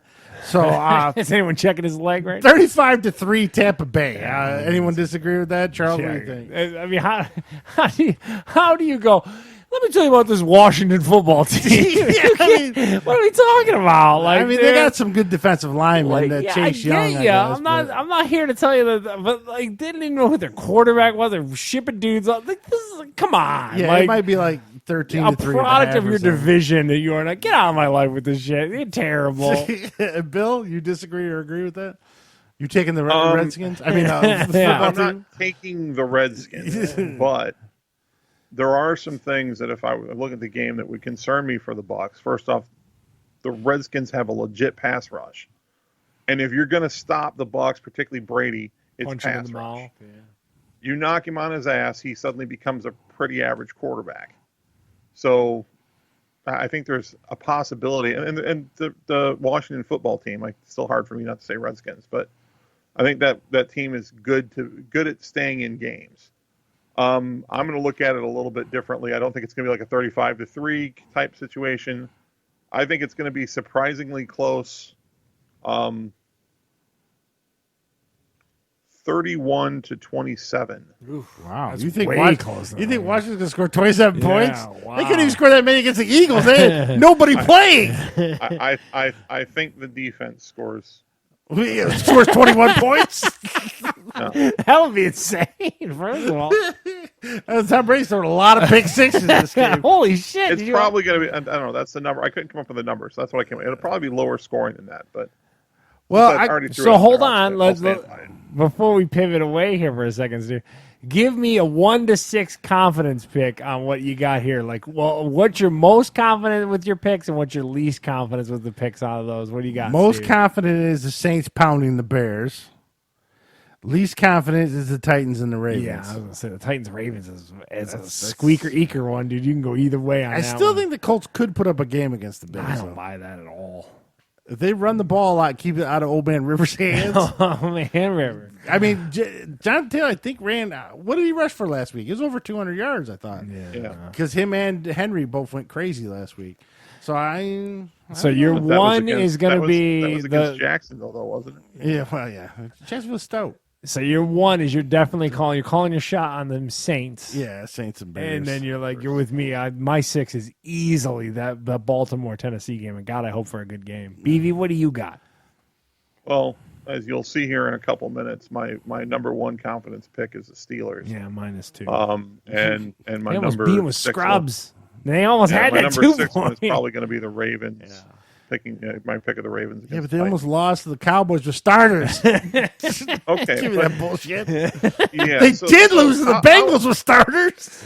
And you just said that the Jacksonville Jaguars, who I believe have the number one pick. Of the Yeah, I draft, was with gonna 1-15 The are. Trevor They're very- Lawrence they're very stout. Jaguars. They're very Yeah. stout. Yeah. Well, I mean, the Colts are 11-5. It's not like they're shitballs. Yeah, but they're streaky. Even you got to bet your boy Phillip. All of a sudden, you're betting your Phillip Rivers over here. I just Steve. say his games will be close. I didn't say, Yeah, I don't okay. like Phillips. I will We get covered you a it many jersey. times. I hate All Philip right, we got to Rivers. start betting. Steve's going to wear a Phillip Rivers jersey for the next 6 months. Damn it. Yeah. So that's going to lead us. Plug. We'll talk about the second round next week, where we'll probably be wrong on half of these games this Yeah. week. So, Bill, let us give us our lock of the week and recap what happened last week. All right. Well, last week I did 2 picks. I decided to touch on one of the college football playoff games. Figured I pretty much had this in the bag because Clemson should have dominated Ohio State. Instead, it turned out to be the exact opposite. So laid 7 to Ohio State. Ohio State wins by 3 touchdowns, which is a loss there. But I did also take the Packers, giving 5 points to the Bears in believe they're only the season favored by finale. 5. And the Packers won that game 35-16. Like you said, them So I go Packers, 1 bro, and you 1 don't for want the them week. at all right now. total right now is 8-10-1. Total loss for the year so far is 27-20. Mm-hmm. So, but I mean, that's really only three games essentially. But this week, and it's already kind of been revealed because of the confidence picks and everything else. But for my lock of the week this week, I'm taking the Pittsburgh Steelers. Rightly so. Against Cleveland. For all the reasons we discussed, but to mention a few of them again. First of all, Cleveland's running game is what they would need here to be able to make this a game. I think their best offensive lineman is out with COVID. Their head coach is out with COVID. They've got some issues here. They also had a game where they had to win to get into the playoffs, and they barely squeaked by against the same team with half the actual starters playing. Pittsburgh also found their offense, so they're moving the ball again. Cleveland's going to need to score 30 to have any chance to win this game, and it's not going to happen. So I think that I'm more confident in this pick than I have been in a number of the ones I've made recently. So that probably means I'm screwed, but I'm standing by it here. So, Steve, give me a percent on this. What do you got? 60. You're an asshole. Give me 100%. Kicking at 100. You're on crack. Kiss my ass. No Homer Slappyism here. Dude, I don't give a shit. You're wrong. How many games have you said to this year? You're like, Charles Test, what the fuck are they doing? I'm telling you. They lost to the Bengals team without Joe Burrows. I mean, goddamn. There was a bump in the road. You're out of your mind. They were a 2-point conversion with tying that ball game with Mason freaking Rudolph. Get out of here. You're full of crack. 100%. Put all your money, put your house payment down on this. Give me them Steelers. They'll win, but I don't know if they're going to cover. I don't know. You're an asshole. When I get a text in the third quarter of that game, Bill going, see, always get fucked. I'll be like, yep. Yeah, I don't know. We'll see. Anyway. Well, the playoffs are this week. We all got something to watch this weekend.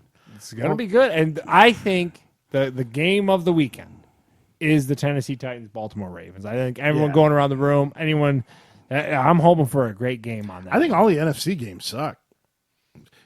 Joe Buck and Troy Aikman are going to be bored as fuck this weekend. Yeah. Those games are not going to be good. News here. They bore me usually. All right. Now, we got a little VR roundup because I got a couple discounts. Yeah, it looks like really cheap. Yeah. So, Angry Birds Isle of Pigs VR was on the Oculus store for $7.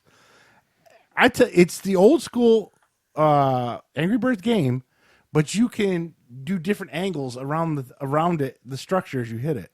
So it's a lot of fun. So it's very easy. It's easy to pick up. Michelle played it. Holly played it. So it's not like the traditional, where you're looking at your board and there's the things to fall and everything like that. Yeah. But you're actually able to turn the board so that Well, they got stations, so you just click it and you'll go up on this hill and look behind it. Oh, so it's giving you different perspectives. You do a 360 all the way around it. So there might be some TNT in the back you can't see from the front. That's what I was going to say. Is there a unique puzzle? Yeah. Oh, okay. So it's a lot of fun. It's really funny, too. So the controller, this is your slingshot. This you just pull back, let it go. So you can just like a real slingshot. You're doing this. Is it really kind of 1-to-1 in it too? Yeah, yeah. And you can turn the slingshot when you got the little bird in it, and he'll look at you, like make noises. Okay. So, and they're always bickering at you, like you hear them in the headset. Cool. And this again, Oculus Store, no PC required in the headset alone. Right? Yeah, you can play it right in the headset. It's only $7. It's set up. You're not getting anything new. It's the same formula from the pigs, but like I said, you get to look around the whole thing. It's got some unique stages. One's in the snow, one's on a beach, one's on like a party atmosphere with giant speakers and stuff.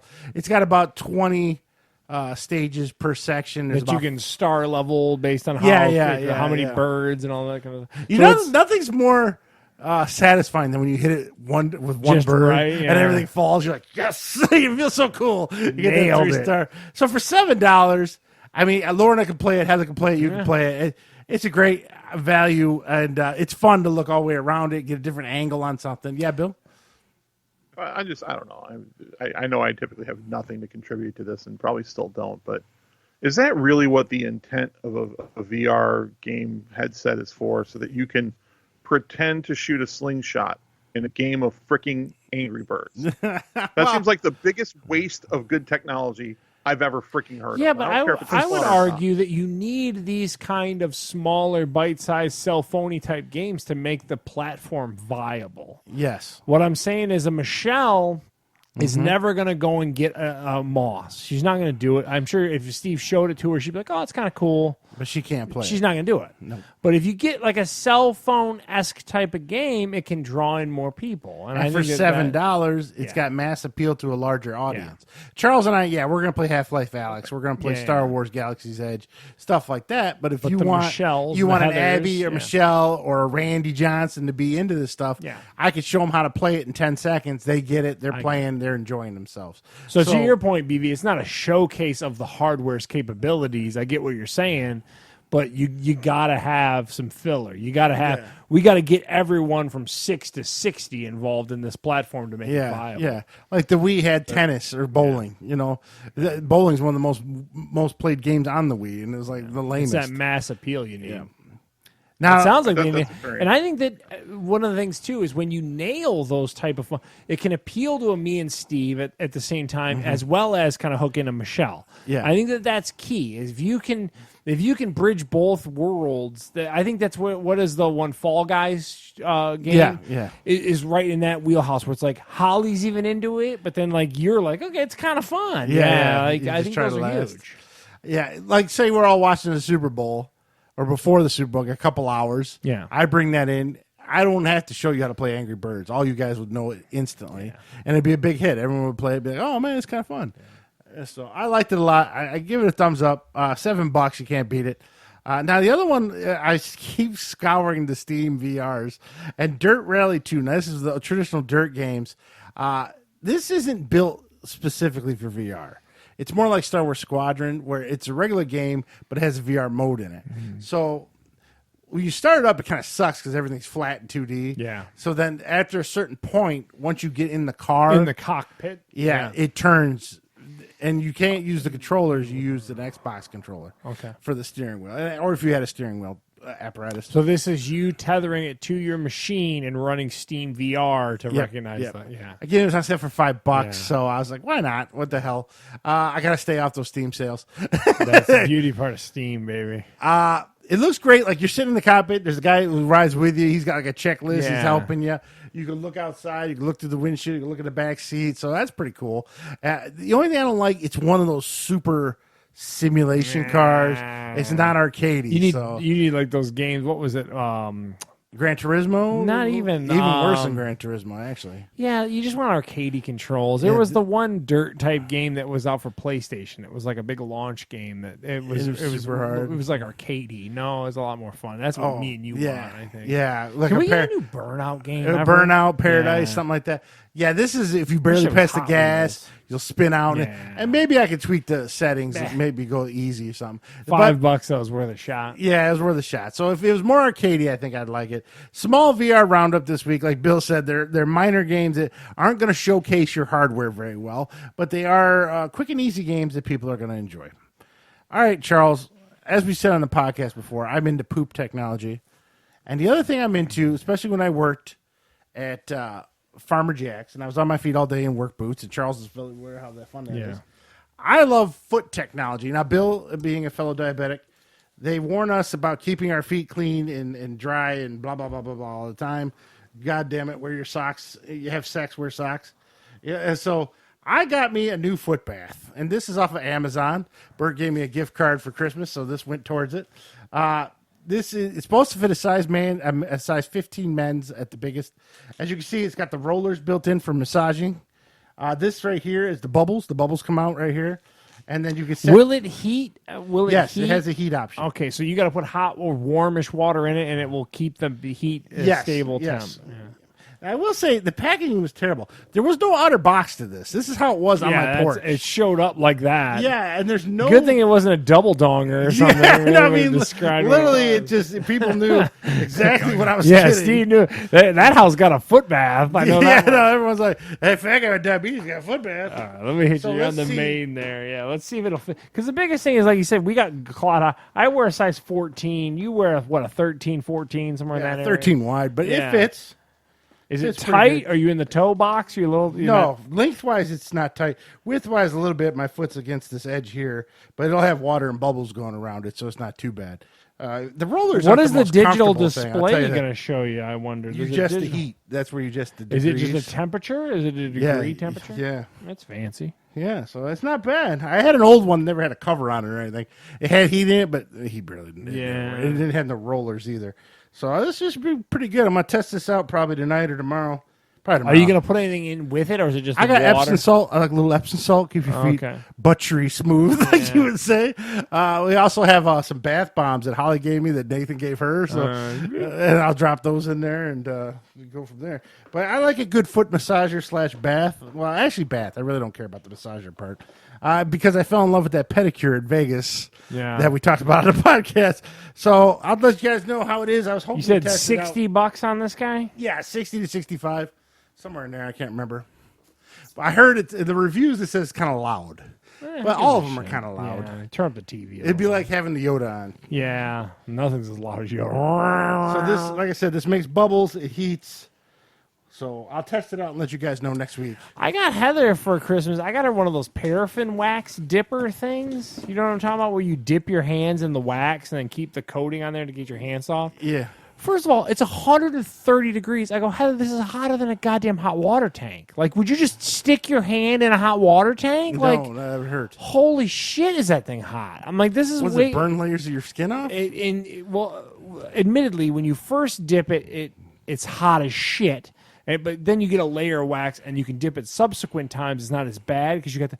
But man, Steve, because Lauren was like, I want to do it. I go, you're not putting your hands anywhere near this shit. You'll freaking get 4th degree burns or whatever. Yeah, it's terrible. Now, Bill, you have foot pains from time to time. Do you think something like this would help you, or? You know, I haven't really looked at foot baths. I have been taking a little bit of a look at those massagers, ones that are sort of designed to help relieve pain and promote circulation. But not really sure about how useful they are, so I kind of want to look into it a little bit more. I will say, though, kind of as a note to something that what Charles just mentioned, if you're into the, and I've not had a ton of these, but I've had probably a handful over the years, you know, the mani-pedi thing.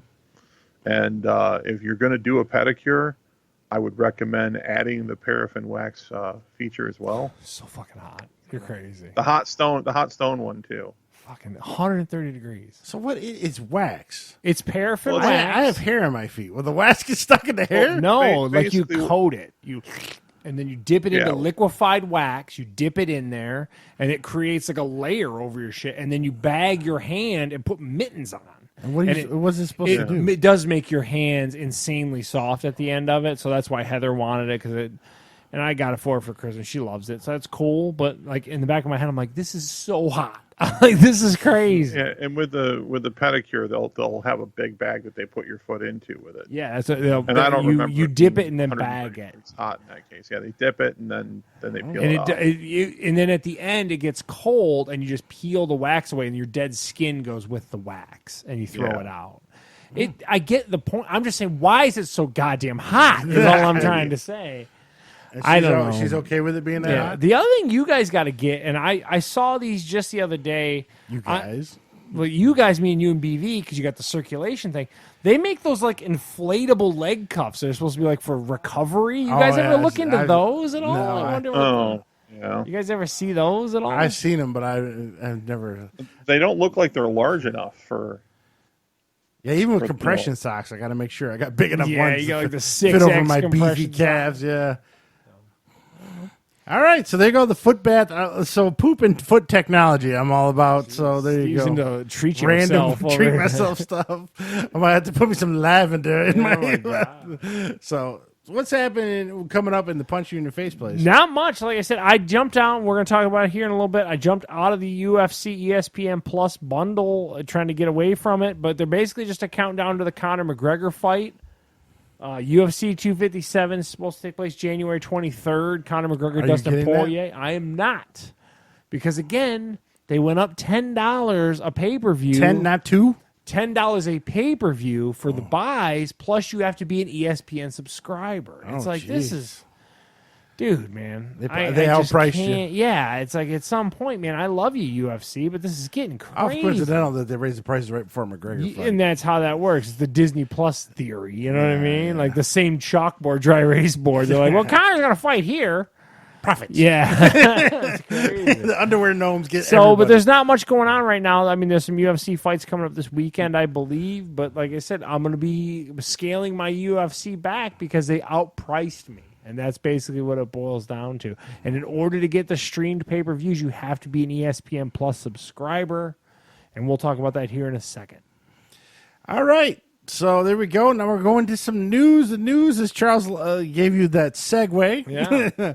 ESPN Plus is going up to $10 a month. No. Well, to $10 annually, it's going up, or $2 more a month is what they're saying. So if you were to be one of the people that subscribe to annually, which I don't recommend a lot of people do for a lot of these contents, in just a lot of these streamer services, like you said, Steve got his Disney Plus really cheap, so I get why he did that. But like the problem is, you already paid for it, and if they don't justify the content, So it went from, I believe it's $6.99 to $7.99 or $8.99 is what it's going to be.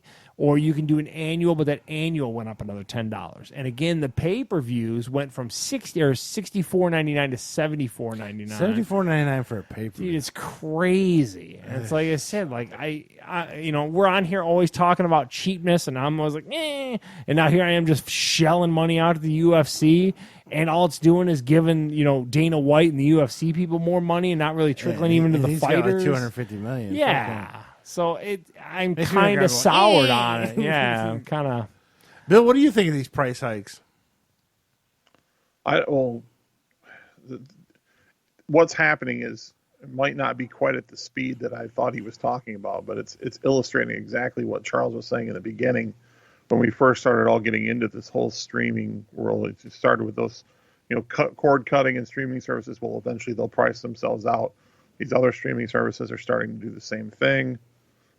As far as ESPN Plus is concerned, their overall content doesn't justify an increase, and they put out way too many snoozers for pay-per-views to justify it in my mind. Either the increased price of the subscription or jumping the regular price up to $74.99 to see some of the stuff that they put out there. I mean, that's and a majority of the pay-per-view is undercard scrubs. Yeah, it's tough. And as someone who I talk about it weekly, how much I love the sport here. I'm just saying, man, like, help me help you. I love your sport. I just, at some point, I don't need a second mortgage to pay for my love of the sport. I don't know. It's kind of crazy. And it's just, and the one thing I'll tell you to BV's point, the only caveat about this new way of like looking at these subscription services, and that's why I said go month to month, is because you can cancel them at any time. Like, you can jump in, jump out, and you don't have to. You can keep your same login credentials if you want to come back. But like, hey, take a few months off, see if you missed that content. If you missed the content, go back and get it again. Like, there's no rules that says in June I can't get ESPN Plus when I want to see some people get punched in the face. Especially when football's over and everything. Yeah. But right now, you're killing me. That's really good. The test for us three is when football ends. Yeah. What do we do? Like, all right, what do we need now? Might have to get that Hulu, Charles. I got nothing. I got no football. I have to get that ESPN Plus, watch some Peyton Manning. I got nothing. I don't know. And like I said, like, much like when someone contracts COVID, there should be no judgment. Like if Steve decides to pick up Hulu for a couple months, if he can go, hey, I'm going to watch some content and want to check it out, that's cool. But right now, I recommend everyone go month to month and really analyze whether or not you're clicking on that app and you're actually consuming that content, or if you're. Because everyone's got those shows, and I can name a few that, like, they show up on your DVR and you don't watch them right away. You know what I'm thinking of? Like, there's always a handful of shows where you're like, I watch it because it's just kind of on there. Like, you sound to be The that Walking Dead. Yeah, you're like, I watch it because, like, okay. Yeah. But in the same time, you're like, if you're not like, as soon as it pops up or you notice it, you're like, yes, it's on. You probably don't need to be paying monthly for it, is what it boils down to. So we'll find out when football ends. That's when the three of us will be tempted by the evil subscription services. Yeah. We'll be like, You know who's not jacking up prices? Ooh. Bare Knucks. Yeah, it's still Good point, good $3.99 for point. the Bare Knuckles. Still You know the who's best bargain. not watching Bear Ducks? Nobody. All right. So, Charles, are you a big fan of The Office? I know you were. I love The Office, but I watched it once when it aired, Yeah. and I have yet to go back and rewatch it. I will say sometimes, if there's no good football games on and on a weekend, Comedy Central will play a marathon of The Office. And I'll catch myself leaving it on in the background while I do other things. Now you can do it with Naked and Afraid with your Discovery man. Plus. Yeah, now that dude. Bill fucking sold Discovery Plus to my wife with a set of diamonds, apparently, I got to go home and fucking pay for all that. The Office has officially moved to the Peacock Network. People are up in arms about this, and Really? because The Office was a huge draw on Netflix. I'm with you. I'm like, I already saw it. Like, Yeah. I don't know, and I get it. Like a lot of people do, like you do, and just kind of throw it on. Aren't they but already the homes of Friends, too? I'm pretty sure guess. Peacock I don't know. is. I'm not, but that Peacock is not enough for me. Like this Discovery Plus blew my mind as far as content. Peacock, part of me is like, yeah, Yellowstone sounds pretty good. You've Yeah, I described got it for Yellowstone. That's the only reason I got it. And Heather kind of wants to watch Yellowstone. We might dip in for a trial or something, but It's not worth it. The Yellowstone's it. You watch Yellowstone, then can't dip out. whereas like I said, that Discovery Plus, I can name you 14 shows I can watch on that one. So if you want to watch The Office or The Friends, you go to the Peacock streaming service. And there's nothing else really on that streaming service besides Yellowstone. Do they have any originals on Peacock? Curiously, There's one with David Schwimmer and this other guy where he goes over to England as a CIA agent, but it's a comedy. I didn't watch it. You lost us at Schwimmer. Yeah. So there's not much on the Peacock. who I'll plays tell you. the sister's There's the husband on the Wonder Years? I forgot. There's all the about Will Smith reunion with the Fresh Prince of Bel-Air reunion. that. Isn't that on HBO Max? I think. Oh, yeah, that's HBO Max. I don't even know what's on Peacock. So I don't know. Steve was trying. I was trying to think of something. They're going to have a Friends reunion on there. I know that. Or is that HBO Max? Does HBO Max have Friends? I'm so confused right now. I don't know. That you hit the nail on the head with like. At some point, we talk about all the time. How many streaming services do you think we're gonna have? Yeah, people? like 100. You're crazy. So that's The Office. Now, the last news we have is this isn't really that much of a surprise. NCAA is going to hold their tournament in a bubble in Indiana, most of it at Lucas Oil Field, I believe. And then all the hotels are going to hold certain sections. There's a huge Marriott right outside of Lucas Oil. So I'm Captain assuming- Hotel just told you. Yeah, I I bet you it's gonna be jam packed full of teams.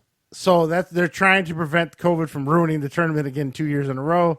So that's what they're going to do. They're going to bubble up in Indiana. It's a great idea. Hopefully it works. I like the tournament. I don't like college basketball, but I love the tournament. I don't know jack shit. Yeah. And after the first weekend, the majority of the teams are gone anyway. So That hotel's gonna look real empty real quick. Bill, you think they'll make it through the tournament in that way if they bubble up? I don't see any reason why they wouldn't. I think the hardest part is going to be getting the initial 68 teams in. I think. Can you fit 2 courts on an NFL team or an NFL stadium? I'm curious. Probably. I Yeah, I assume. wonder if they're gonna put 2 courts in or something like Well, that. where are the Pacers in Indianapolis? I don't know. Yeah, that's Are they Conseco downtown, like right there? Is what Fieldhouse. Steve's I think asking? they've renamed it something else, but it was Conseco Fieldhouse. It's right downtown. Yeah, so they're probably gonna use the Pacers. They'll use Lucas Oil, and I imagine they'll have something else there. Because you can't have crowds, so I would assume they could double up the courts or something like that. Yeah. I don't know. It'll be interesting to see what they do. The NBA did it, so maybe the NCAA will pull it. I think it's a way to get it through it. And don't worry, Fauci told us we'll all be immune because we're all gonna get that vaccination. It's moving so fast. So Meanwhile, they're diluting it with rubbing alcohol. yeah, they're like, let's double them, let's cut them in half, and boil them. Take half a Tylenol. Let's put the vaccination in paraffin wax or whatever that was. 130 degrees. Find it to the bottom of it. All right. The last part, I think we talked about it earlier. I didn't realize that I keep forgetting the lotto went up $2 a ticket. So I always, a long what's time. your move when you buy lotto? 5 easy picks? Is that you? That's what Yeah, I do. I don't do anything but easy pay. Yeah, me too. Crazy. We got 5 easy picks. Then she comes back I bought a big up. She's like, that's $12. I'm like, wait, what? It's like, oh yeah, they're $2 a ticket.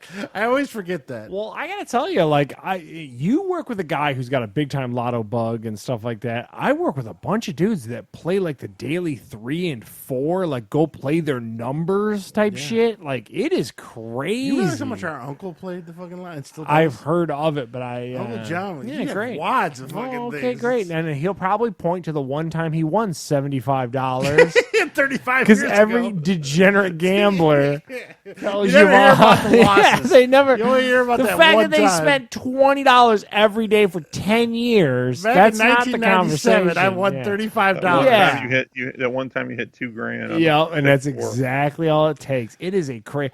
And when I lecture these guys, like you said, like it's one thing it hits 500 mil. Let me put $20 down. But if you play daily and afternoons, and you got You issues. should be dropping Gene. $20 a day. Yeah, 100 and something your dollars a boss week. is kind of in that vein, isn't he? Isn't he a big lotto guy? Hits or miss, like Well, it was more pre-COVID because he can go sit and play. It was a Keno. social thing for Yeah, him. yeah, it was a social thing. I work with guys. That's how I knew you could play Keno on the app. Like they go and buy their cards, and I'm like, this is crazy. Like there is a whole subculture at my particular hotel of major What are you shaking lotto your head players. about? I don't even know how to play Keno. All it is, you pick It's like bingo, right? They you just just call pick numbers. a shitload of numbers, and you watch the screen and hope they come in. That's all I know. And then they have it So where it's the bingo. app will tell them if Essentially. their card is any good. It's Yeah. crazy, man. When I worked at don't Farmer know. Jack's, there was a lot of brothers that would play it. I was going to get racial, but yeah, let's go with that. Yeah. Oh, sorry. Yeah. I didn't mean it. But no, I'm just saying that's what I'm saying is the demo Yeah. that I noticed. And I'm what like, would happen Jesus. is if they hit a 4-digit, they were gone for a week. They go, Big Steve, I hit the 4-digit. I was like, well, he's gone for a week. mean- Sure enough, he was And it's gone. only like $2,500, but it's not life changing Yeah, money. That was a week off of work, apparently. Yeah, but the problem is if you spent $20 a day, $100 a week, it's like that's $4,000 a year conservatively.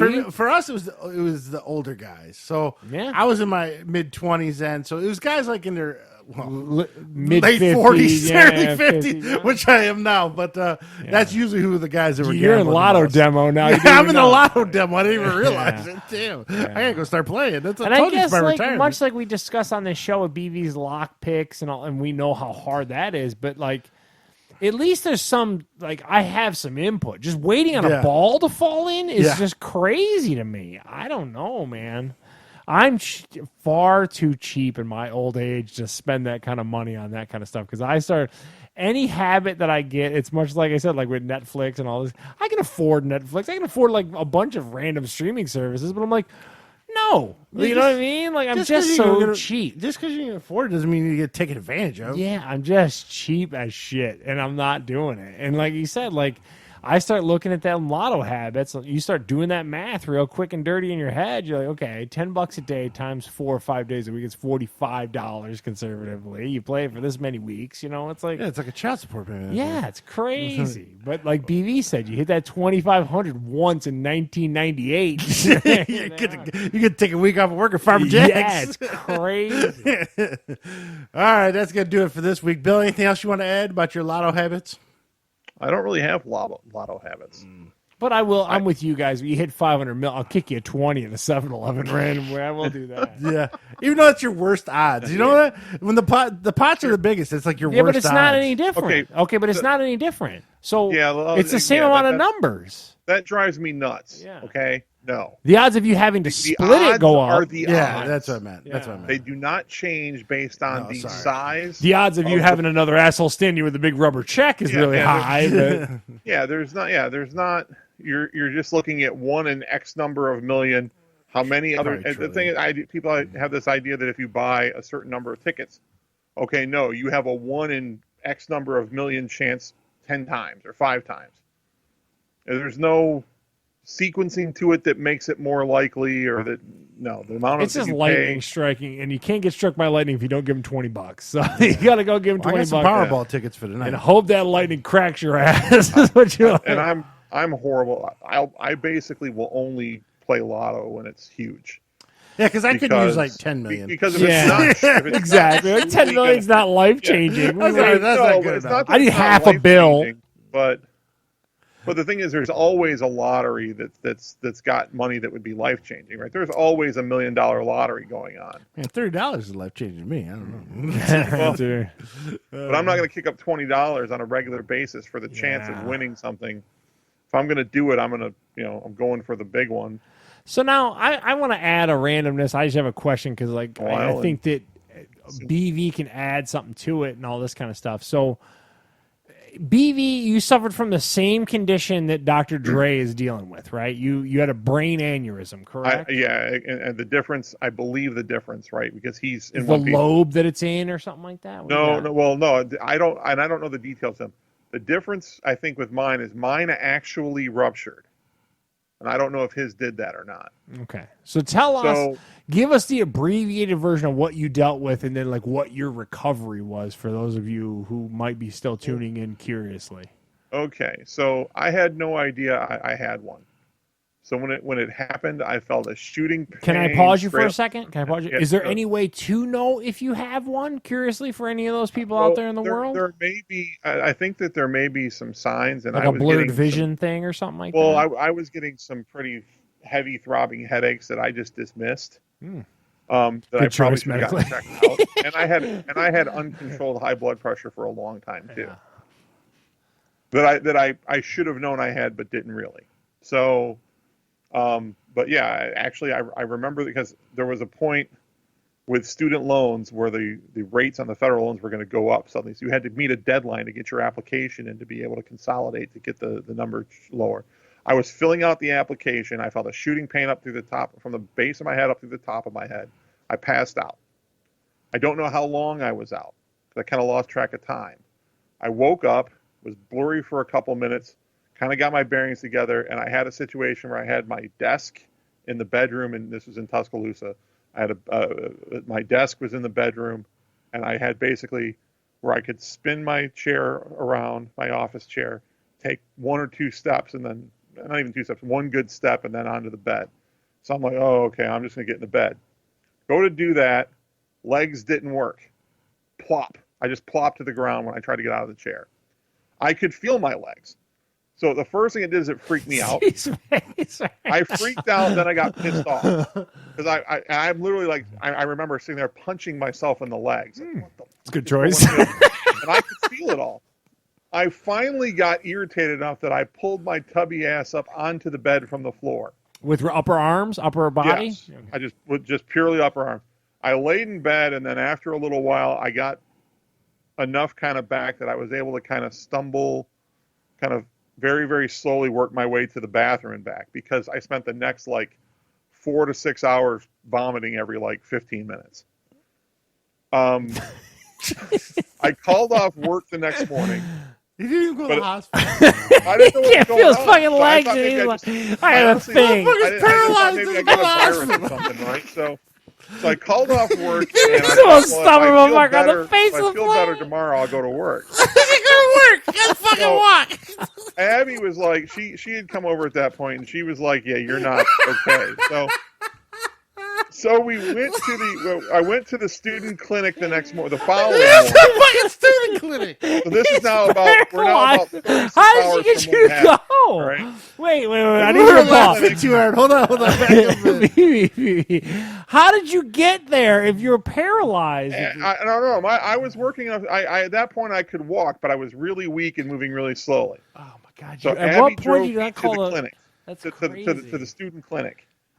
Now, mind you, I didn't have health insurance, so we go to the clinic, and I get in front, get down, and the person, the nurse or whatever, checks me out, checks my blood pressure. I remember this very vividly. My blood pressure was 235 over 175. She was like, I have literally never seen anyone that was sitting calmly or whatever that had a blood pressure that high. He was hotter than the wax. The question was whether or not, the only question she asked, can you make it by yourself to the hospital, or do I need to call an ambulance? It was just down, the hospital was just down the street. So Abby drove me to the hospital. I went to the emergency room. And they're checking me out, and it took them a while to figure out it was an aneurysm. They thought maybe they were testing some things. The bleeding wasn't that bad on the rupture. So it took about half a day to figure it out. And then I had to go get moved to, they didn't have a neuro on site, so they had to put me in an ambulance and take me an hour to Birmingham to go to UAB. So I have this. They figure it out. I have the surgery. They base what they do is because when the blood vessel, when it breaks or the vein breaks, if it's not repaired or clipped off, it'll happen again. Okay. Now the doctors told me right off the bat that, and the neurosurgeon was like, yeah, for what happened to you, it's about a 30% survival rate. Wow. So my youth and whatever worked for me and all that kind of stuff. So I kind of cheated death a little bit, but that's fine. So they clip the aneurysm. So I have neurosurgery where they cut my skull open and go in and they clip like it. a jack-o'-lantern. They determined that they didn't clip it closely enough. So less than a week later, I go back in for the same surgery. They just cut the same thing open again. So I have one giant scar that goes from the front of my head all the way down to my ear. So they went in the second time and clipped it. I was in the hospital, I don't know, 10 or 11 days. I spent my 30th birthday in the hospital. That was nice. And then, wow, when I could walk really slow. I would be exhausted after about 5 minutes walking. I couldn't concentrate for more than about 10, 15 minutes at a time. I'd be completely exhausted. It took me about 6 months to where I was feeling kind of good again. And I don't know that I've ever 100% felt like myself completely, but I've gotten pretty close. And I'd say that probably took about a year to where I felt like I was kind of close to myself again. So wait, so hold on. You're 15 years out from when this happened in your life. What in your daily life in 2021 now? What do you have any impact from it? Do you have any lasting effects at this point, or no? Do you have to take medication in order to stem further issues with it, or anything like that? Not really.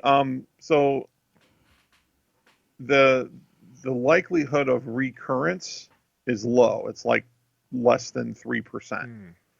So, I mean, I've been on blood pressure medication since then. So I've been on blood pressure medication now for about 15 a decade years. and a half, Yeah. And I have to go have a CAT scan done about every 2 years or so, 2 to 3 years. Just checking your brain, checking your melon. Check to make sure that there's no other aneurysms developing. But no, there's not like and I was fortunate because a lot of times with it being in the brain, if it actually ruptures, if you don't die, it creates certain deficiencies. Like you can end up with, your speech motor or something skills, like that. your speech, your mental capacity. I was fortunate that I didn't have any deficiencies from it. Apparently, that what they told me is, well, if you had to have this happen and you survived it, it happened in the best possible place for you because it wasn't a part of the brain that was going to alter my ability to function. To get back to normal. Oh. Yeah. So the lasting effect for me has been, and obviously now I'm a lot more, I sit down and work at a desk all day, but I was never able to kind of get back the same feeling of, physically, like feeling like full strength. There's always sort of like an additional limitation that you just kind of can feel. I don't know whether that was 100% accurate or whether some of it was just, psychological, but it's it's a little weird to know that you have a giant freaking Franken scar. Your skull's busted up. Yeah, I did suddenly balding. become more. I'm a lot happier now that I'm not going to go bald than I was back then. How fucked up did your head look after that operation? Oh, I didn't really see it too much and I wasn't worried about it. I mean, I had an episode in the hospital that was just completely I lost my shit. I tried to check myself out of the hospital. I ripped they had a drain thing for my head. I pulled that out. I pulled a catheter out. Yeah, it was Why? crazy. Why? Because I wasn't the thing. I wasn't. I thought I was. You had places lucid. to be. You had work to go. No, I thought I was completely lucid, but I wasn't in my right mind, and I just decided that I was fine, and I was going to check myself out of the hospital. And it was weird because in that moment, I both risked probably killing myself, and at the same time got this crazy thing of retard strength. Like literally, there was I can't remember if it was 7 or 9 orderlies came in and tried to get me back in the bed for about 45 seconds to a minute, I was physically unstoppable. I actually threw a guy across the room. It was crazy. Now, when that rush of adrenaline ended, I was shot, and I basically just like laid there for like the next day and a half. So I wonder if, like you said, like if Dr. Dre, if his actually ruptured, or if it was because he's so, Dr. Dre isn't a kid in Tuscaloosa with freaking, you know what I mean? Like he's got to have medical professionals and all that kind of stuff around him all the time. But to BV's point, it just shows you how like your blood pressure is a real thing. You know what I mean? Like, did you hear that? As soon as the news hit, 2 guys tried to rob his house. No way. They got caught though. Jesus Christ. I'm reading it now that there was some bleeding, so maybe it did partially rupture, and I don't know. I mean, if it ruptured, he would have had to have had surgery. Yeah. And if he had surgery, he probably wasn't going to be in front of the media right away. It would have had to have happened. Like mine just flat out. I mean, blew. He got up the next morning wondering he's going to work. I got places to be. I just didn't know, man. It wasn't like I was some kind of a badass. I didn't know what was happening, and I thought, well, okay, that was fucked up, but I can still function. I'm all right. I felt weak, but I didn't feel like, once I stopped throwing up, I thought, okay, maybe it was just like some really messed up virus or something. It's a 24-hour thing. I'll pass. I didn't know. I'm not a doctor. Obviously. So, I don't know. But yeah, it wasn't pleasant. Love it. Yeah, so sorry, that wasn't exactly short, but Dr. Dre is actually going through a big divorce too right now. Oh, wow. So it might be blood pressure related. It's entirely possible. It's like like BB's saying, he's stressing over student loan stuff and all that. Take care of yourself, man. Get yourself a foot bath and take it easy. Treat yourself. Stress has always been an issue for me. If you had a bidet and a foot bath, you'd have been fine. Wow. Yeah, a foot bath, that would have solved everything. You'd be like, Well, all right. That's an interesting look at the brain aneurysms. Yeah, wow.